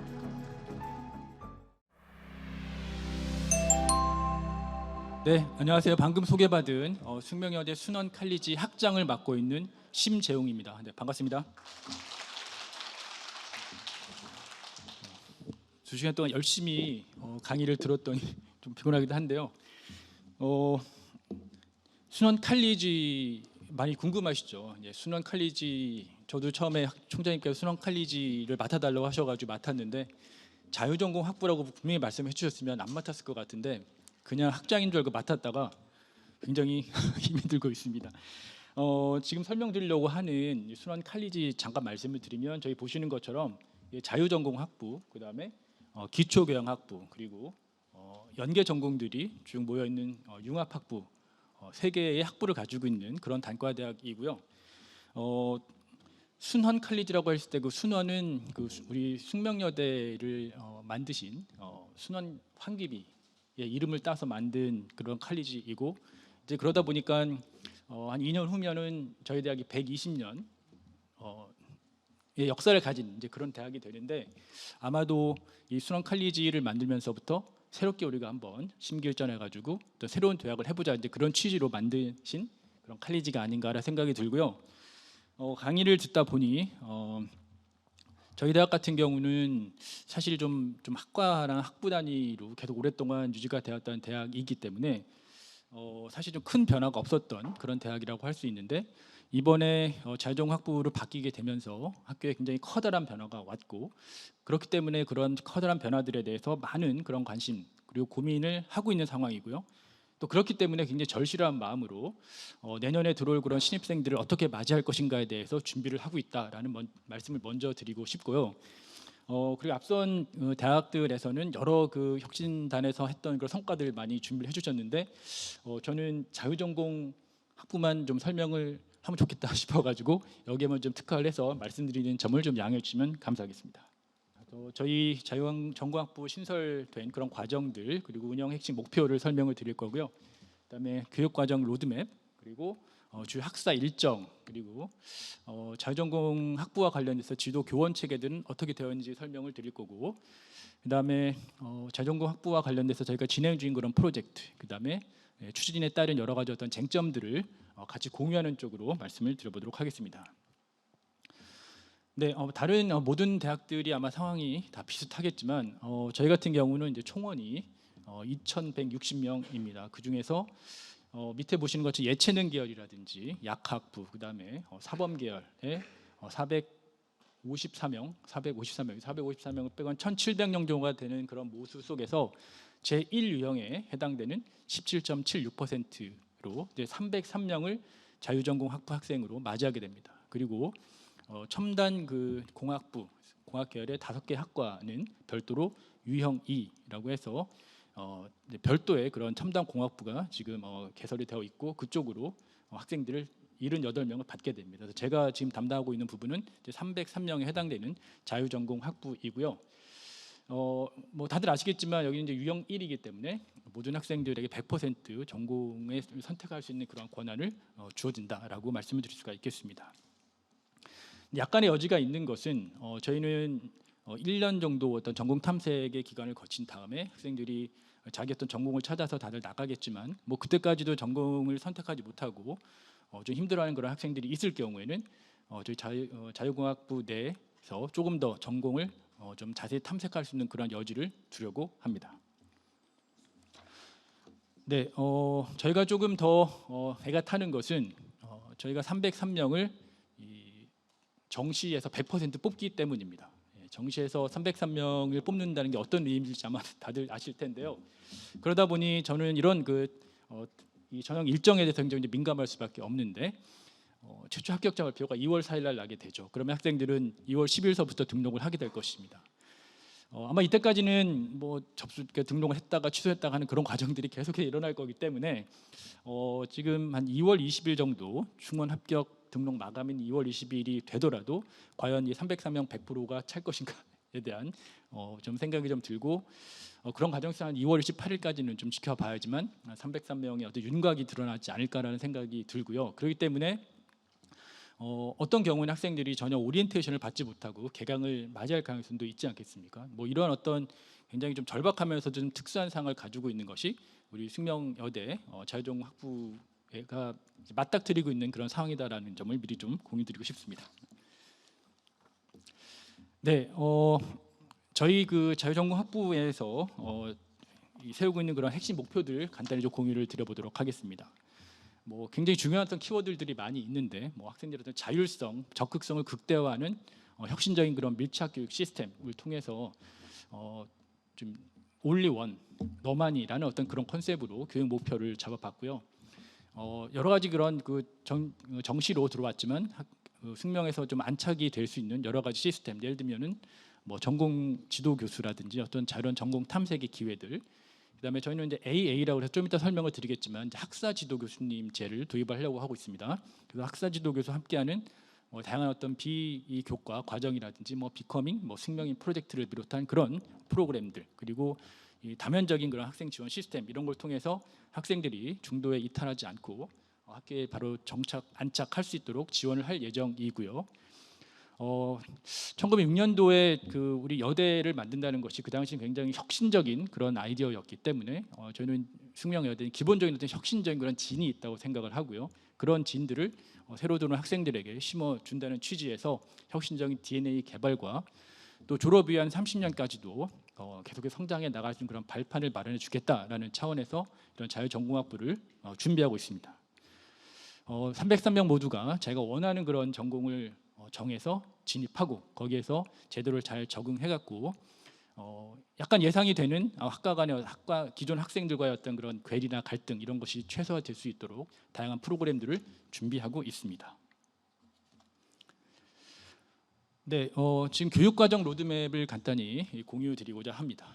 지금 보시면 뭐 1학기, 2학기 별로 나와 있는데 이거 지금 보여드리는 것은 이제 공대를 희망하는 그런 학생들을 기준으로 해서 보여드리고 있는 겁니다. 뭐 저기 맨 위에 나와 있는 교양 필수 과목들은 1학년으로 들어온 학생들이 어쩔 수 없이 들어야 되는 그런 부분들입니다. 뭐 디지털 시대 의사소통, 그리고 2학기 때는 영어 필수로 들어야 되는 부분이고, 지금 교양 핵심에 나와 있는 어떤 순원 세미나 1, 2 과목은 이 과목명에서도 느끼실 수 있듯이 저희의 어떤 시그니처 과목으로 개발을 하고 있는 것이고, 저런 과목을 통해서 학생들이 다양한 어떤 전공들을 탐색할 수 있는 그런 기회를 느끼고, 또 뭐 어려운 그런 공부만이 아니라 학교에 대한 어떤 재미라든지 학교에 대한 어떤 애교심을 같이 기를 수 있는 그런 성격의 과목으로 개발하기 위해서 노력 중인데, 그건 조금 이따가 더 말씀을 드리도록 하겠습니다.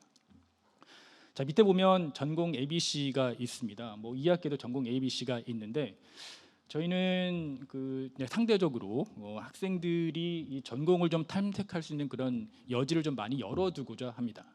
예, 그래서 지금 예를 들면 지금 공대생이라고 했을 경우에는 지금 저희 학교에 개설되는 그런 많은 공대생 선생님들과 이야기를 나눠본 결과 일정 정도 예를 들면 수학이라든지 물리라든지 화학과 같은 어떤 기본적인 그런 과목들을 정말 1학년 때 듣지 않으면 2학년 때 굉장히 헤매기 때문에 정말로 1년을 더 보내야 되는 그런 상황이 발생할 수 있다는 그런 여러 가지 얘기를 많이 들었습니다. 그래서 가급적 우리 그 학생들이 어떤 저희가 아까 시그니처라고 말씀드렸던 어떤 순원 세미나 1, 2 이외에도 자유롭게 자기가 직접 듣고 싶은 그런 전공 과목들을 탐색할 수 있는 여지를 많이 마련해 두고자 합니다.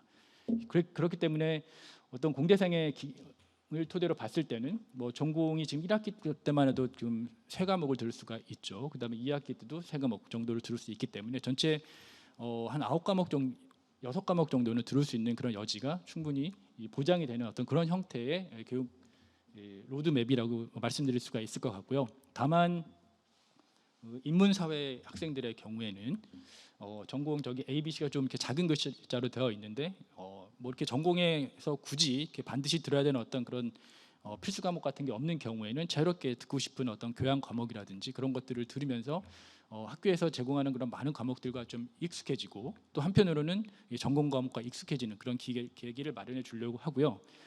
지금 제가 여기에 적지는 않았는데 지금 저희 교무처 차원에서는 전공 기초 과목군이라는 걸 만들고 있습니다. 전공 기초 과목군. 그래서 전공 기초 과목군이라는 것은 물론 학교마다 많이 다르겠지만 저희 굉장히 많은 그런 학과 베이스의 저희 학교 상황을 봤을 때는 학과들마다 1학년들이 들어야 되는 어떤 과목의 수준의 어떤 차이라든지 여러 가지 필수적으로 들어야 되는 어떤 과목 교과목의 차이라든지 이런 차이들이 좀 크기 때문에 기본적으로 각 과에서 2개의 전공 기초 과목을 개설하도록 말씀을 드렸고요.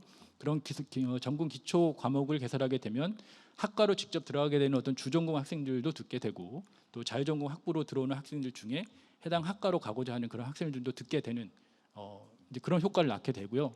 또 하나는 말씀드렸던 것처럼 3월 2일 날 아무 오리엔테이션도 없이 이렇게 학교로 들어오는 학생이 있을 수 있기 때문에 이제 그 말은 결국 얼마나 많은 학생들이 전공을 전공한 학생들이 해당 학과의 그런 전공 과목을 선택할지를 우리가 미리 예측할 수 없다는 거죠. 네, 그래서 저희는 2학기 때에는 그러니까 전공 기초 과목을 한 2개 정도 개발한다고 봤을 때 2학기 때에서부터 이 자유전공 학부모 학생들이 신청할 수 있도록 그렇게 유도를 하고요.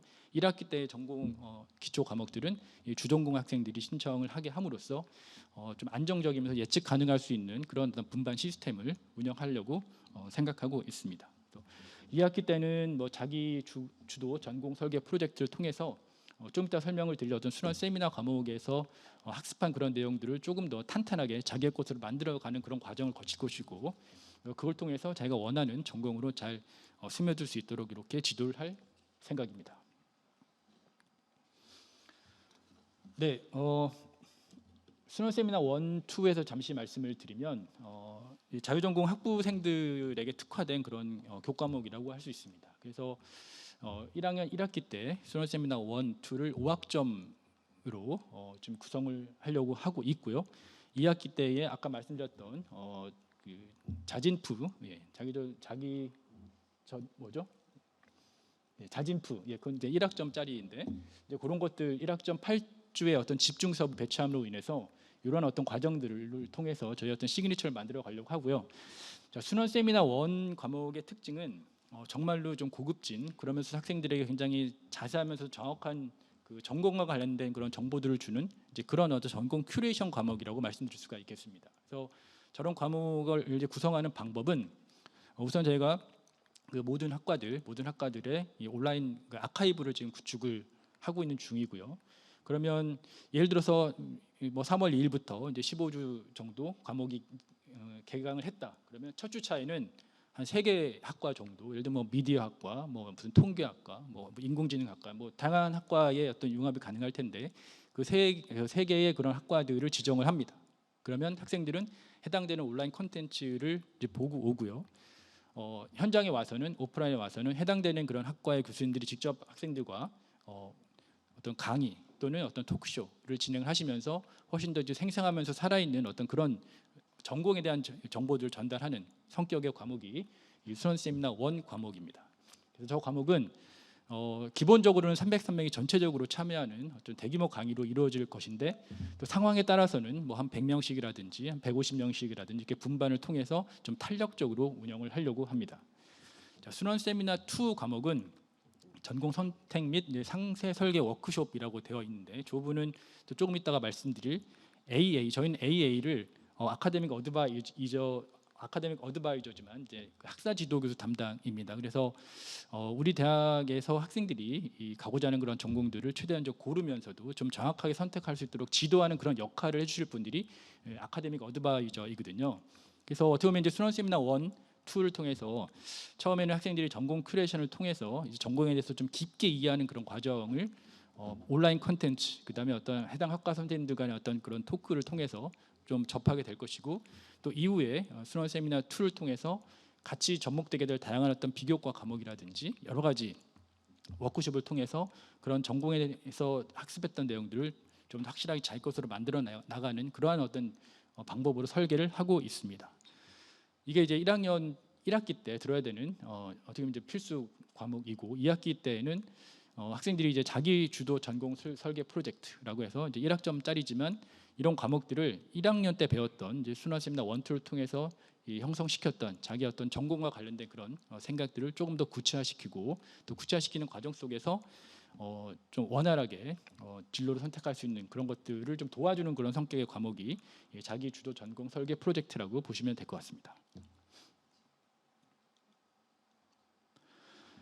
네, 주 학사 일정은 뭐 많은 대학들이 좀 비슷하시겠지만 지금 제가 어제자로 그 모든 학과에서 이제 전공 지도 교수님들을 한 분씩 위촉을 드렸고 오늘 아침에 제가 그 교수님들 대상으로 1차 오리엔테이션을 하고 온 상황입니다. 그래서 이런 전공 지도 교수하고 좀 더 말씀드릴 어떤 학사 지도 교수와 어떤 그에 대한 어떤 구성 및 위촉이 지금 진행 중이고요. 그다음에 2월 28일 전까지 모든 그런 전공들의 이 온라인 콘텐츠 아카이브 구축을 이제 마치게 될 거고, 저희는 1년에 그 세 차례에 걸쳐서 학생들의 어떤 전공 수요 조사를 할 계획입니다. 그래서 제일 먼저 시작하게 되는 것은 2월 말에 학생들의 어떤 등록이 끝나자마자 1차 전공 수요 조사를 하게 될 거고, 2차는 5월 말쯤에 시작을 하게 됩니다. 그리고 보신 것처럼 10월쯤 되면 학생들이 전공 진입 결정을 하게 되죠. 그래서 10월 말쯤 되면은 저희 학교에 개설된 그런 37개 전공에 대해서 학생들이 대부분 그런 전공을 결정하게 되는 그런 과정을 겪게 될 것입니다.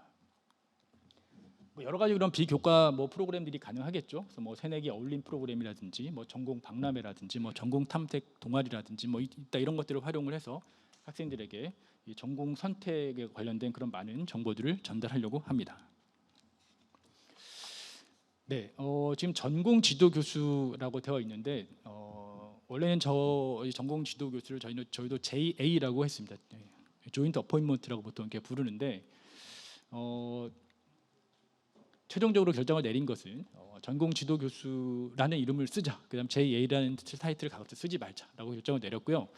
우리 전공 지도 교수님들께는 그러니까 지금 각 전공마다 이 전공 지도 교수를 한 분씩 위촉을 드려서 지금 37분의 전공 지도 교수님들이 위촉이 된 상태입니다. 이분들의 역할은 첫 번째 아까 말씀드렸던 그런 순원 세미나에서 온라인 아카이브를 구축을 할 때 이 본인의 어떤 전공에 대해서 굉장히 자세하면서도 학생들에게 중요한 정보를 제공할 수 있는 어떤 그런 고급진 그런 콘텐츠를 제작해 주시는 부분.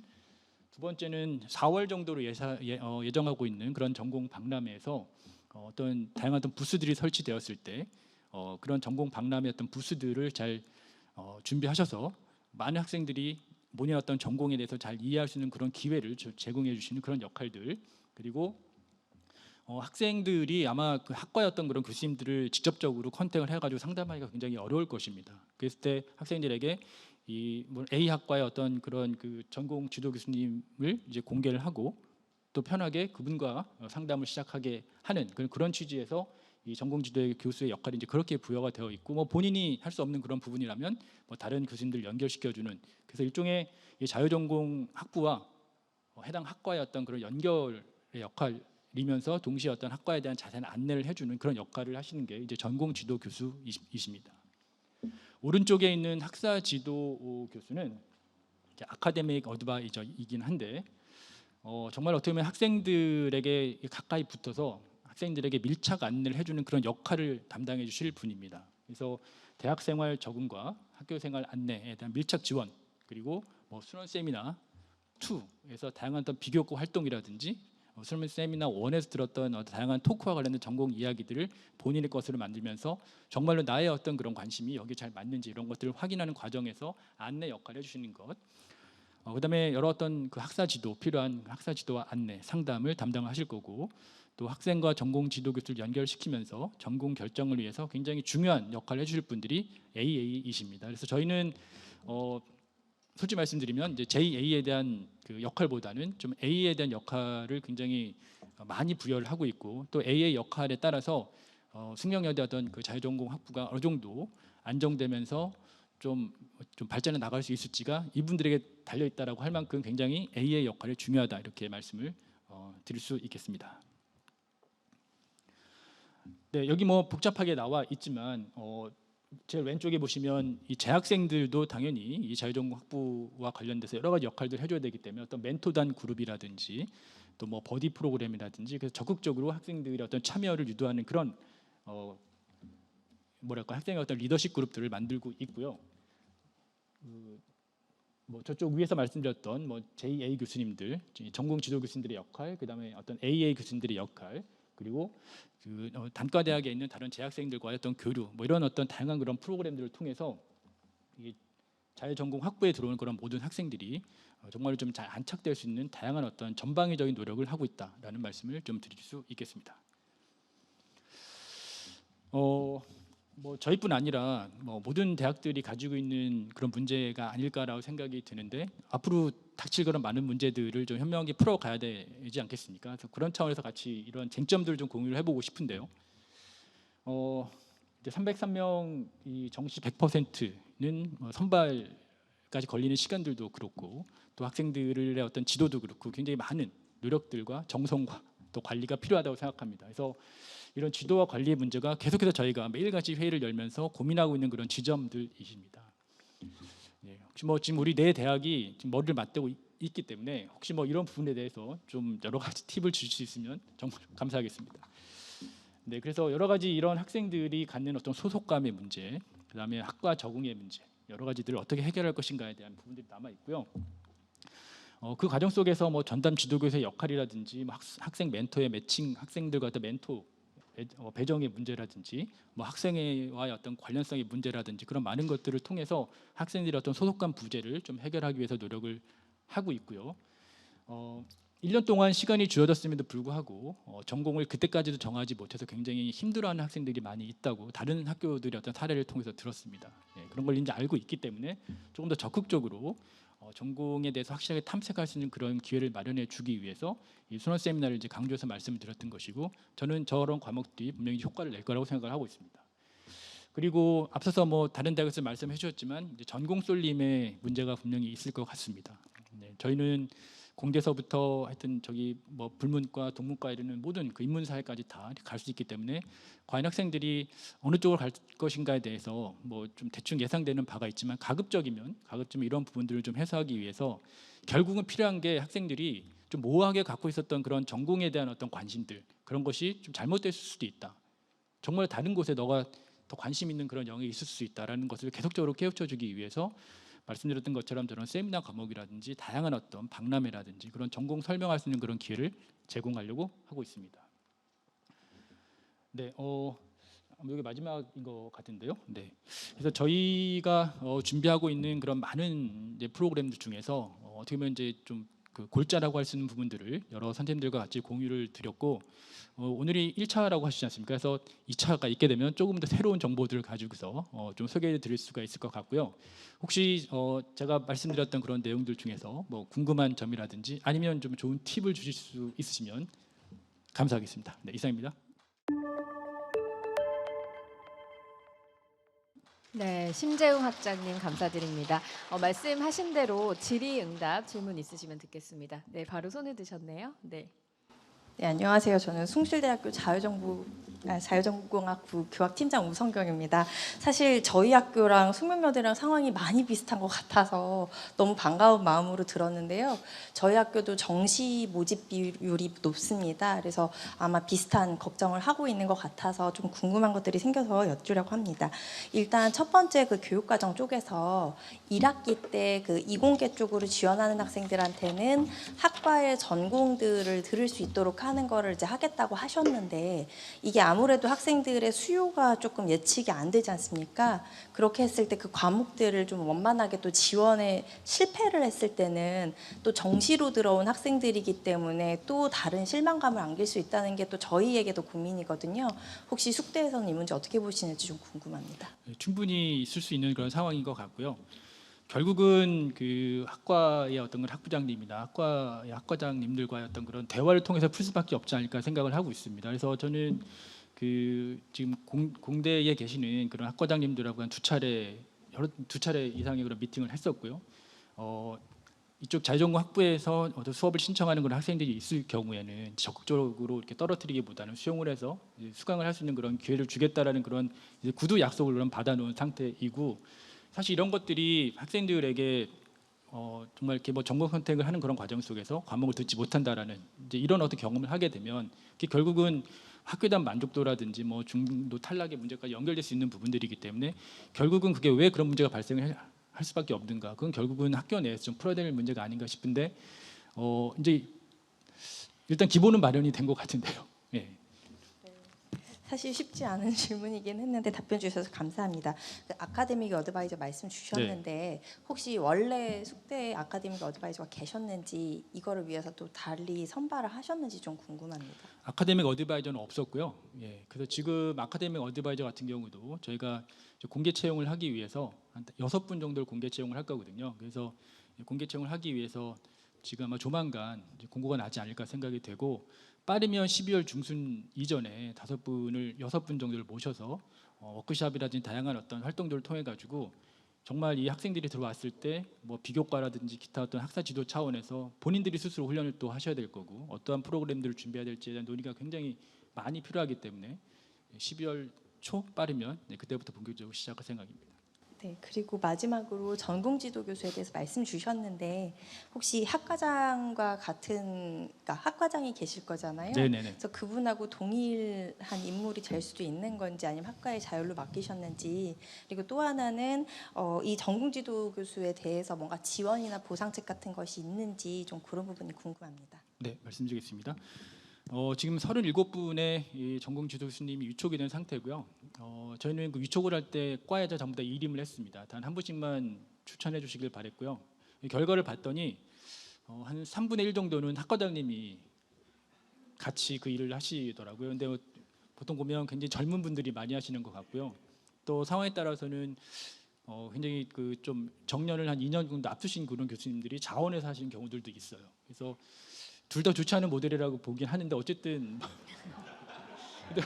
뭐 위촉 받은 건 어쩔 수 없지 않습니까? 그래서 결과를 보니까 이제 그러한 거고요. 근데 한 3분의 1 정도는 학과장님이 겸직을 하시는 것 같고, 인센티브와 관련돼서는 그거를 이 전공 지도를 맡아주신 분을 뭐 월별로 얼마씩 드릴까, 뭐 그런 많은 고민들이 있었지만, 예를 들면은 굉장히 좀 학생들이 쏠릴 수밖에 없는 그런 학과도 있을 거고, 그럼 굉장히 할 일도 많이 하실 수도 있지 않습니까? 그리고 상대적으로 쏠리지 않는 그런 과가 있을 경우에 같은 어떤 그 전공지도라 교수라는 이름으로 이렇게 똑같이 나가는 거는 좀 교수님들 사이에서도 약간의 뭐 이슈가 될 수 있을 것 같아서, 아까 말씀드렸던 여러 가지 그 제2 교수님들이 하셔야 되는 그런 일들이 있거든요. 뭐 이렇게 전공과 관련된 아카이브 구축에 뭐 좀 강의를 해주시는 부분이라든지, 뭐 전공 박람회 구축의 문제라든지, 그래서 그런 건건이 저희가 이슈가 있을 때마다 해당자로도 수당들을 지급하는 쪽으로 말씀을 드렸고, 뭐 대부분의 그런 교수님께서 동의를 하셨습니다.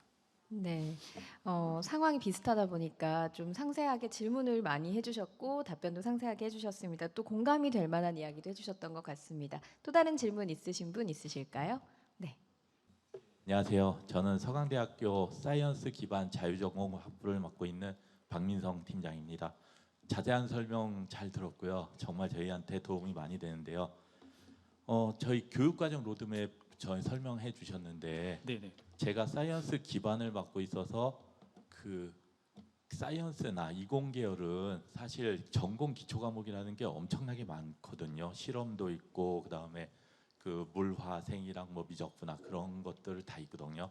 근데 이게 지금 딱 18학점만 들으면 되는 것처럼 나와 있는데, 그 부분에 대해서 이제 공대 학장님들이나 뭐 그런 분과 협의가 충분히 되셨는지 그것 좀 여쭤보고 싶고, 한 가지는 이제 자유전공학부 쪽에 전임 교원을 별도로 이제 채용할 계획이 있으신지에 대한 그런 좀 질문 좀 2가지만 드려보도록 하겠습니다.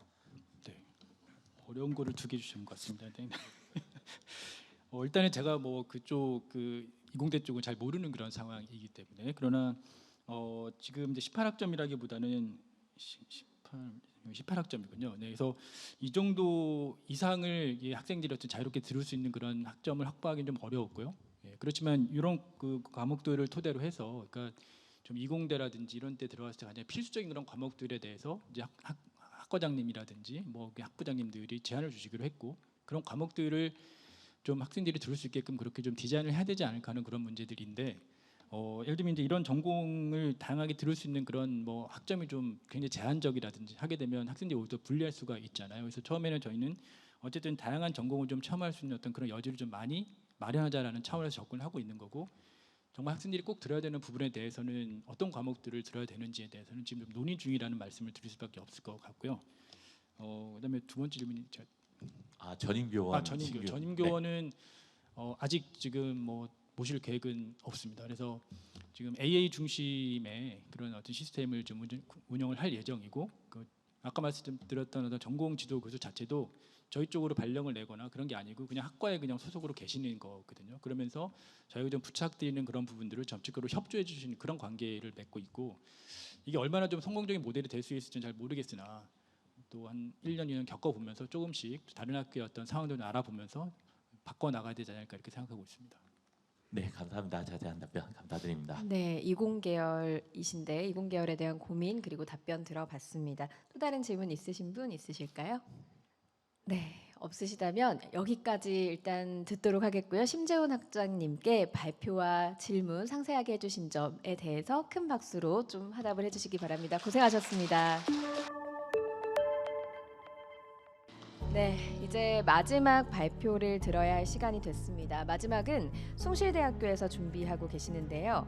립 교육혁신과 자유전공학부 성과와 과제라는 주제로 숭실대학교 대학교육혁신원 광민정 부원장님께서 발표하시겠습니다.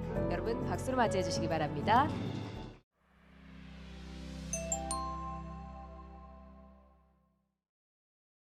네, 안녕하십니까. 숭실대 립교육혁신과 자유전공학부에 대해 발표할 숭실대학교 대학교육혁신원 부원장 겸 교육과정혁신센터장 광민정입니다. 반갑습니다.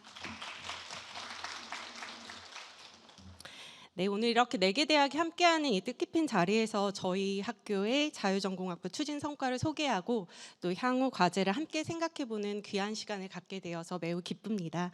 그럼 먼저 숭실대 2주기 대학혁신지원사업 혁신 전략부터 함께 살펴보겠습니다. 여러 대학과 마찬가지로 숭실대에서는 대학의 교육 목표 및 인재상, 중장기 발전 계획을 토대로 2주기 혁신지원사업 사업계획을 수립하였습니다. 혁신사업 목표는 대전환 시대의 창의 인재 양성을 위한 혁신 생태계 구축으로서 진리와 봉사의 건화 기념과 이노베이터 숭실의 대학 비전, 그리고 대전환 시대 혁신 생태계를 선도하는 창의 인재 양성이라는 중장기 발전 목표를 달성하기 위한 혁신 생태계 구축을 목표로 하고 있습니다. 특히 표시된 중장기 발전 과제들을 성공적으로 이행하기 위한 다양한 혁신 전략들이 도출되었으며 그 결과 교육, 산학협력, 통일교육 및 연구, 그리고 대학 간 공유협력과 사회적 가치 실현을 포괄하는 기타 혁신 등 총 4개 영역에 대한 영역별 추진 목표 및 세부 전략이 다음과 같이 수립되었습니다. 이 중 중점 혁신 영역은 역시 교육인데요. 본교의 교육혁신은 2개의 혁신 전략을 포괄하고 있습니다. 바로 립 교육혁신을 통한 자기주도 성장형 창의 인재 양성과 메타 교육혁신 플랫폼을 통한 성공적 학생 경험 강화입니다. 이 중 오른편에 보이시는 메타 교육혁신 전략은 1차년도에 수립된 교육혁신 전략으로서 교육 과정과 교육 방법의 혁신에 초점을 맞추고 있으며 왼편에 보이시는 2차년도 추가된 립 교육혁신과 함께 본교 교육혁신의 양대 축을 형성하고 있습니다. 여기서 메타는 숭실이 지향하는 4가지 교육 방향, 인성, 현장, 융합, 그리고 첨단 기술을 의미합니다. 그리고 숭실대는 메타 교육의 수단으로서 경험에 초점을 맞추고 있습니다. 숭실의 학생들이 입학부터 사회 진출까지 더 다양한 양질의 경험을 할 수 있도록 전방위적인 지원을 강화함으로써 경험 기반의 메타 교육을 실현하고 또 궁극적으로 학생의 성공을 지원하겠다는 것이 메타 교육 혁신의 주제이자 목표가 되겠습니다. 이러한 경험 중심 메타 교육을 실현하기 위해 숭실에서는 다양한 혁신 수업 모형이 개발되어 확산 중입니다. 대표적으로 경험 실천 기반의 문제 해결형 혁신 수업 모형 인게이지드 러닝이 있고요. 또 강의실 경계의 무한 확장 메타 하이플렉스도 숭실대 고유의 혁신 수업 모형입니다. 메타 하이플렉스는 코로나19 시기 확산된 하이브리드 또는 하이플렉스 교육 인프라를 활용해서 대면 수업의 현장 연결, 현장 탐방, 그리고 첨단 기술 등의 새로운 경험 요소를 접목한 대면 수업을 지칭하는데요. 이를 통해서 시간, 공간, 또 자원의 제약을 넘어서 보다 생생하고 몰입감 넘치는 수업을 전교적으로 확산해 나가고 있습니다. 한편 이 립 교육혁신은 2차년도 전공선택권 강화 및 진로지원 내실화라는 과제가 등장하면서 추가 수립한 학사 운영 및 학사제도 혁신 전략입니다. Lower the barrier, 학과 경계를 낮추고 선택을 확장하는 교육, Exploration, 전공 탐색과 진로 탐색을 강화하는 교육, Agency of Students, 학생이 주도하여 성장하는 맞춤형 교육, 그리고 Profession Alignment, 사회 수요에 부합하는 교육을 추구합니다. 특히 3차년도 혁신사업에서 전공자율 선택제 도입 및 무전공 학생 25% 선발이라는 과제가 대두되면서 본교에서는 이 립 교육 혁신 중에 L과 E 영역에 해당하는 다음의 전략을 전공자율 선택제 도입에 맞춰 고도화하였으며 오랜 시간에 걸친 내외부 의견 수렴 절차 끝에 무전공 학생 17% 선발과 자유전공학부 설치를 만장일치로 결정하고 3스텝업 전공탐색 교육체계를 수립하는 성과를 거두었습니다. 지금 보고 계신 그림은 2주기 혁신사업 평가 과정에서 저희 대학이 제시한 숭실 학생성장 경로입니다. 학생들은 진로와 적성에 맞춰 입학을 하고 재학 초기 기초소양 교육과 전공탐색 교육을 거쳐 재학 중 경험 중심의 전공교육과 융합교육을 받게 됩니다. 그리고 입학부터 졸업까지 전 주기 동안 맞춤형 학생 지원과 진로 지원을 받게 됩니다. 숭실대가 무전공 선발 17%로 올해 그래도 준수한 그 교육혁신 평가 성과를 달성한 것은 이 학생 성장 경로 그리고 특히 자유전공학부 전공탐색 교육 프로그램이 높은 정성평가를 받았기 때문이라 판단됩니다. 그럼 지금부터 이 자유전공학부와 3스텝업 전공탐색 교육에 대해 보다 상세히 말씀드리겠습니다. 먼저 자유전공학부 운영계획입니다. 숭실대는 총 439명의 학생을 1유형으로만 선발할 예정입니다. 그리고 오른편의 그래프에서 보이시다시피 최근 3년간의 중도 탈락률 분석에 근거하여 중도 탈락률이 상대적으로 높은 정시 일반 전형과 수시 학생부 교과 전형에 모집 인원을 최우선 배정하였습니다. 또한 인문과 자연 두 개의 모집 단위로 분리 모집을 실시합니다. 특정 계열에 집중된 선발을 지향하고 흥미 분야의 다양성을 갖춘 융합 친화적인 신입생을 구성하기 위함입니다. 자유전공학부 학생들은 2학년 진학 시 총 42개 학과 중 자신이 원하는 학과를 자유롭게 선택할 수 있습니다. 그런데 바꿔 이야기하면 이는 학과로 바로 입학한 학생들보다 약 1년의 전공학습 격차가 발생함을 의미합니다. 따라서 그 전공 탐색 기회를 충분히 부여하면서도 전공 진입 후에 학습 격차를 최소화하기 위해 본교에서는 1학년 1학기 주전공 예비 선택을 진행하여 2학기부터는 선택한 학과의 교육 과정을 보다 빨리 경험하도록 하고 그 경험에 근거하여 1학년 말 전공을 최종 선택하는 체계를 수립하였습니다. 실제 학과에서의 경험을 토대로 전공을 선택한다는 점에서 전공 탐색의 깊이를 더하고 또 학과 소속 학생과의 학습 격차를 최소화하는 방식이라 하겠습니다. 저희의 이러한 방식은 기존 융합특성화 자유전공학부 운영 경험을 토대로 수립되었습니다. 숭실대는 1학년 공통교육과정을 거친 후 학년 말 주전공을 선택하도록 하는 융합특성화 자유전공학부를 2017년부터 운영 중입니다.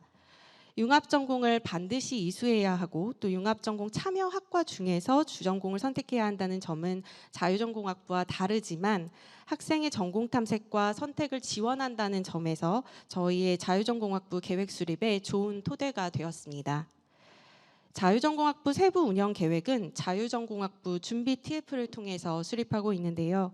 유관부서 정기회의를 통해 과제 이행을 점검하고 있으며 또 교내 구성원을 대상으로 추진 현황의 공유 및 의견 수렴을 지속적으로 실시하고 있습니다. 현재 자유전공학부 전담 조직 구성을 완료하였고 전용 공간 공사를 계속 진행 중입니다. 전담 조직은 교양교육을 담당해온 배우들 학부대학 내 별도 학부로 설치하였으며 자유전공학부 담임교수로 4분의 특별 임무 중점 교원을 신규 채용하여 교육과정 개발과 운영을 주도하도록 하고 있습니다. 보다 구체적으로 이 담임 교수분들은 자유전공학부 전공탐색 및 진로탐색 교과목을 개발 운영하고 학습지도, 상담, 소모임 관리, 멘토링 프로그램 관리 등의 역할을 수행하게 됩니다. 그럼 지금부터는 자유전공학부 신입생이 어떤 교육을 받게 되는지 보다 구체적으로 살펴보겠습니다. 숭실대에 입학하는 모든 신입생은 진단, 경험, 이수의 3스텝업 전공탐색 교육을 받게 됩니다. 지금 보고 계신 그림에서 프리메이저에 해당하는 상단의 파란 선이 자유전공학부 학생을 대상으로 하는 전공탐색 교육에 해당합니다. 1학기에는 주전공 선택을 위한 3단계 교육이 시작되고 2학기에는 다전공 선택을 위한 3단계 교육과정이 시작이 됩니다. 아래쪽에 풀메이저로 이름 붙은 청록색 선은 학과 부소속 신입생을 대상으로 하는 전공탐색 교육을 나타냅니다. 1학기 소속 학과의 전공 기초와 비교과 교육을 통해 학과 적응을 마친 학생들에게 2학기에는 자유전공학부 학생들과 마찬가지로 다전공 선택을 위한 3단계 전공탐색 기회를 제공할 예정입니다. 저희의 그 학기별 진단, 경험, 이수 체계는 다음과 같습니다. 우선 1학기 자유전공학부 학생들은 1단계 진단, 대학 전공 적합 검사를 통해 자신의 적성과 흥미에 맞는 전공을 추천받게 되고 2단계 경험, 공통교육을 통한 전공 탐색과 대학생활 적응을 하게 됩니다. 공통교육 상세 프로그램은 아래 표와 같습니다. 학생들은 교양과 함께 주전공 탐색을 위한 전공 설계원과 진로 탐색 교과목을 이수하게 되고 공통 전공 기초로서 2개의 교과목을 필수 이수하게 됩니다. 현재 공통 기초 과목으로는 기존의 융합 특성화 자유전공학부 선례를 참고하여 계열별 전공을 아우르는 과목으로서 인문사회 주제 세미나와 전공 수학을 배치하였습니다. 자유전공학부 학생들은 5월 말 주전공을 예비 선택하게 되고 2학기에는 각 학과별 전공 교육을 거쳐 11월 말 주전공을 최종 선택하게 됩니다. 한편 자유전공학부를 미리 경험한 타 대학의 이야기를 들어보면 이 자유전공학부 학생들이 학과 소속 학생들에 비해서 상대적으로 더 높은 중도 탈락률을 보이고 있고 아무래도 약한 소속감이 가장 큰 원인으로 지목되고 있습니다. 따라서 2학년 학과 진입 시까지 자유전공학부 학생의 원만한 학교 적응을 지원하기 위해 그림과 같은 학생 지원 체계 프리메이저 케어를 구축하였으며 맞춤형 학습 지원, 밀착형 진로 상담 지원, 대학 적응 및 소속감 강화를 위한 다양한 프로그램을 제공할 예정입니다.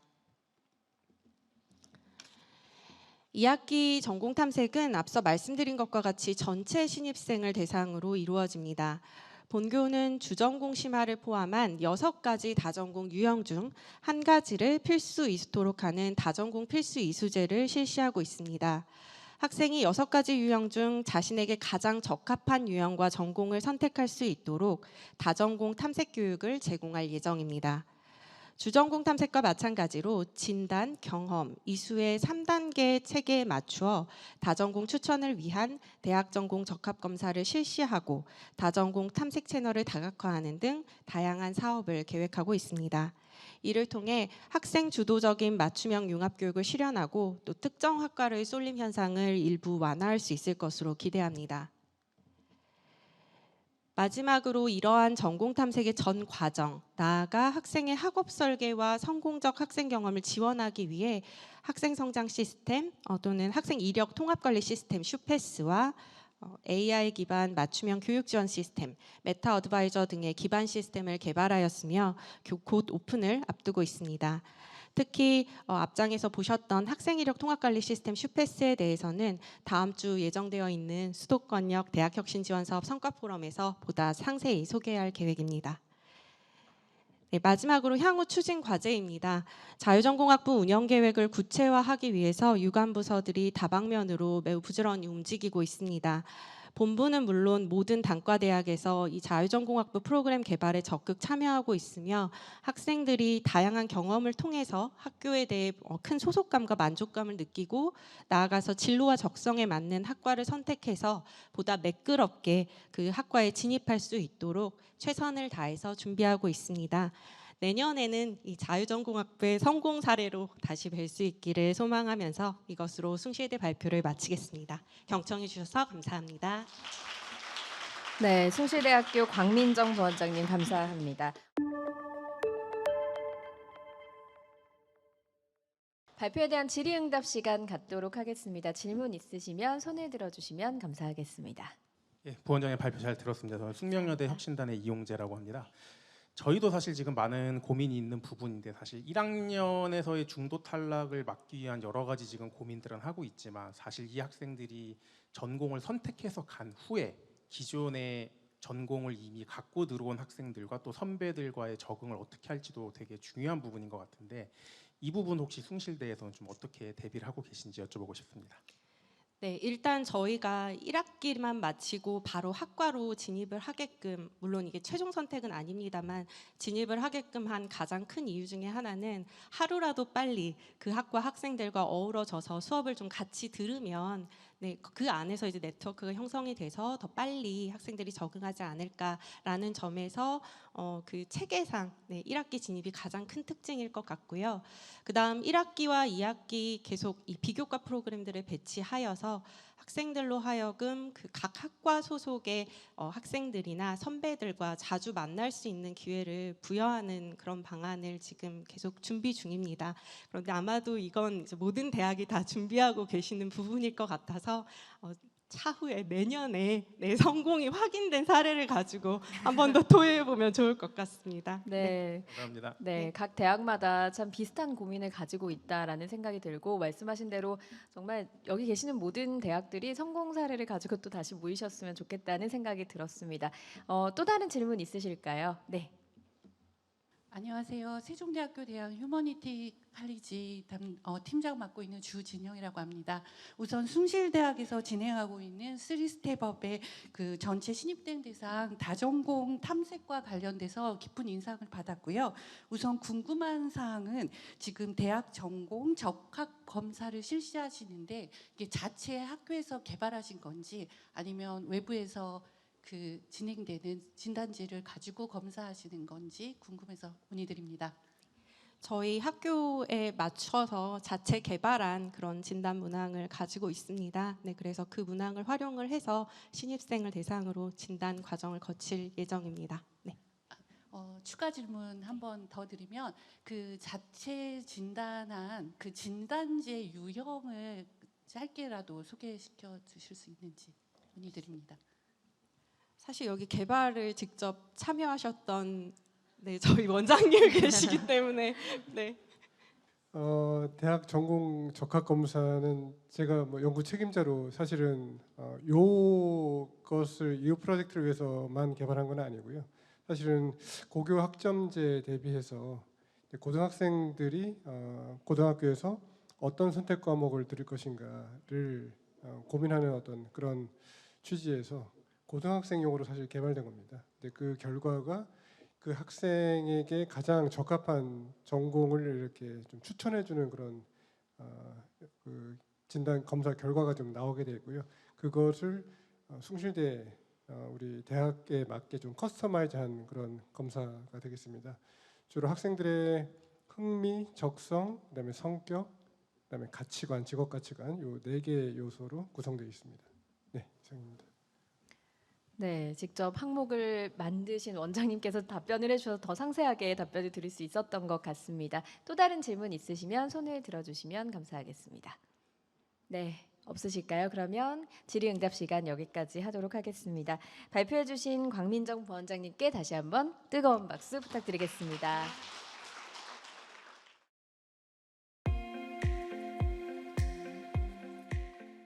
네, 서강대, 세종대, 숙명여대, 숭실대 4개 대학이 준비한 발표가 끝났습니다. 2024학년도 제1차 4S 대학 대학혁신지원사업 공동성과포럼 준비를 위해 노력해주신 각 대학의 관계자분들께 다시 한번 감사 인사를 올리겠습니다.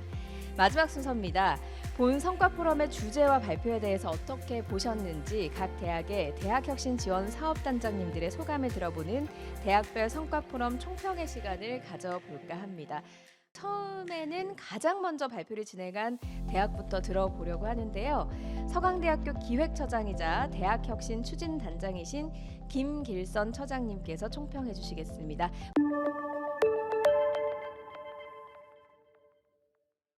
안녕하세요. 서강대학교 기획처장 맡고 있는 김길선입니다. 뭐 총평이라고 따로 할 게 있을까 싶은 생각이 들고요. 아마 내 학교가 다 처한 상황도 유사한 면이 굉장히 많고 고민하고 있는 지점도 굉장히 유사하구나 하는 그런 생각들을 했었던 것 같습니다. 그래서 아마 지금 이 자리에서 뭘 얘기하기보다는 각자 갖고 있는 고민을 어떤 식으로 접근했는지 확인을 서로 했으니까 정말 내년이 하이라이트일 것 같아요. 그래서 실패 사례 위주로 해가지고 이렇게 하면 어떨까 하는 그런 생각을 해봤습니다. 감사합니다. 네. 서로 더 도움이 되기 위해서 내년에는 실패 사례를 가지고 모여서 더 나은 방향으로 나아가자라는 말씀이 있었습니다. 김길선 처장님 감사합니다. 다음으로는 세종대학교 대학혁신지원사업 추진단장이자 교육혁신처장이신 김희연 처장님께서 총평해 주시겠습니다. 네, 방금 소개받은 김희연입니다. 오늘 4개 대학의 4S라는 그 S가 수페리어라고 저는 생각을 합니다. 그 이유는 이 소리만 크거나 겉모양만 화려한 게 아니라 정말 자신들의 성과를 진솔하게 공유하고 앞으로 어떻게 같이 함께 발전해 나갈 수 있는지 진정 어린 그런 토론의 장이 되었다는 측면에서 진정한 수페리어가 아닌가 그런 생각을 했습니다. 오늘 첫 모임이라서 장소가 어떻게 좀 좋은 자리를 확보하가서 자리를 노력을 했는데요. 많은 실무진들이 4개 대학 모두 협조하셔서 뭐 기념품부터 뭐 장소, 시간 모든 면에서 정말 너무 완벽하고 좋은 분위기에 아주 잔잔하고 품위 있는 행사가 되었던 것 같습니다. 4개 대학 모든 그 실무진들 그리고 단장님들께 진심으로 감사드립니다. 이상입니다. 네, 감사합니다. 세종대학교 김희연 처장님의 인사였습니다. 여러분 다시 한번 큰 박수 부탁드리겠습니다. 네, 다음으로는 숙명여자대학교 부총장이자 대학혁신단장이신 위경우 부총장님께서 총평해 주시겠습니다.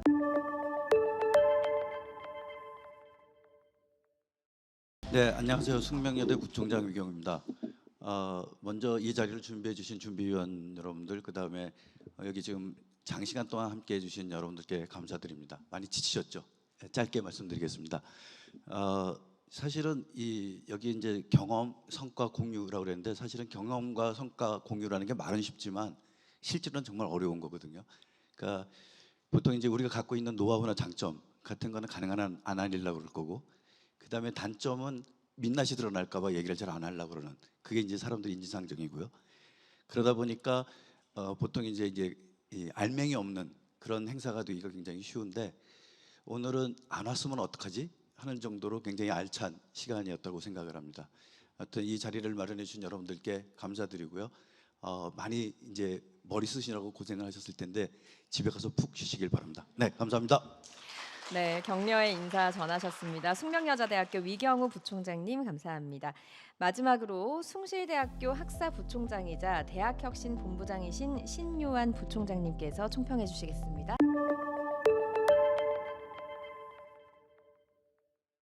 네, 우선 본행사 준비하시느라고 수고해 주신 모든 분들께 진심으로 감사의 말씀을 드립니다. 특별히 우리 세종대 우리 단장님 포함, 처장님 포함해서 많은 분들 이렇게 훌륭한 행사 만들어 주신 거 개개 입장에서 굉장히 오늘 지금 감명을 많이 받았고 감사의 말씀을 드리겠습니다. 저희가 실은 이 공동 성과 포럼은 이제 4S 대학이라고 이제 장명을 한 것이 너무나 이게 뻔한 장명이다라고 처음엔 생각을 했었습니다. S로 시작한 학교가 서울에 굉장히 많은데 그 특별히 또 4개 학교가 모인 것도 되게 좀 반갑긴 합니다만, 처음엔 그렇게 생각을 했는데 오늘 이렇게 쭉 앉아서 들어보니까 굉장히 좀 공통점이 좀 많구나. 몇 분 말씀하셨지만 굉장히 사이즈가 중형, 서울 시내에 있는 중형 규모의 그런 대학들이고 굉장히 혁신적인 그런 노력들을 많이 하고 계신 그런 대학들이고, 특별히 이 자유전공 학부 관련해서는 뭐 인류형만 하는 학교부터 시작해서 뭐 인류형, 이유형 섞어서 굉장히 크게 하는 학교까지 상당히 다양한 그런 케이스들을 좀 보여주신 것 같습니다. 그래서 좀 후발주자로 시작한 저희 숭실대 같은 경우에도 오늘 들으면서 상당히 참고할 만한 내용들이 많았고, 앞서 그 부총장님 말씀하셨지만 학교에 잘난 것뿐 아니고 좀 어려운 점들도 같이 공유해 주셔서 정말로 큰 도움이 될 것 같습니다. 그래서 저는 실은 이렇게 1년에 한두 차례 모여서 이런 포럼 하는 걸 통해서 그냥 교류하는 것도 좋지만, 실질적으로 이제 이걸 추진하시는 여러 정말 실무단에서의 어떤 협의체가 좀 있어서 정말로 각각 학교의 노하우들을 좀 교류할 수 있는 그런 장이 좀 마련됐으면 하는 그런 바람입니다. 오늘 정말 수고 많으셨고요. 정말 많은 걸 배워갔습니다. 감사합니다. 네. 네, 앞으로 더 잘 나아가기 위해서 협의체가 좀 만들어졌으면 좋겠다라는 말씀이셨습니다. 숭실대학교 신유한 부총장님 감사합니다. 네, 이제 정말 마무리할 시간이 됐습니다. 올해 처음으로 4개의 대학이 함께 모여서 성과 포럼을 개최하게 됐는데요. 이번 행사가 대학 간의 활발한 교류와 또 소통의 장이 돼 4개 대학 모두 발전할 수 있는 계기가 되기를 기대해 봅니다.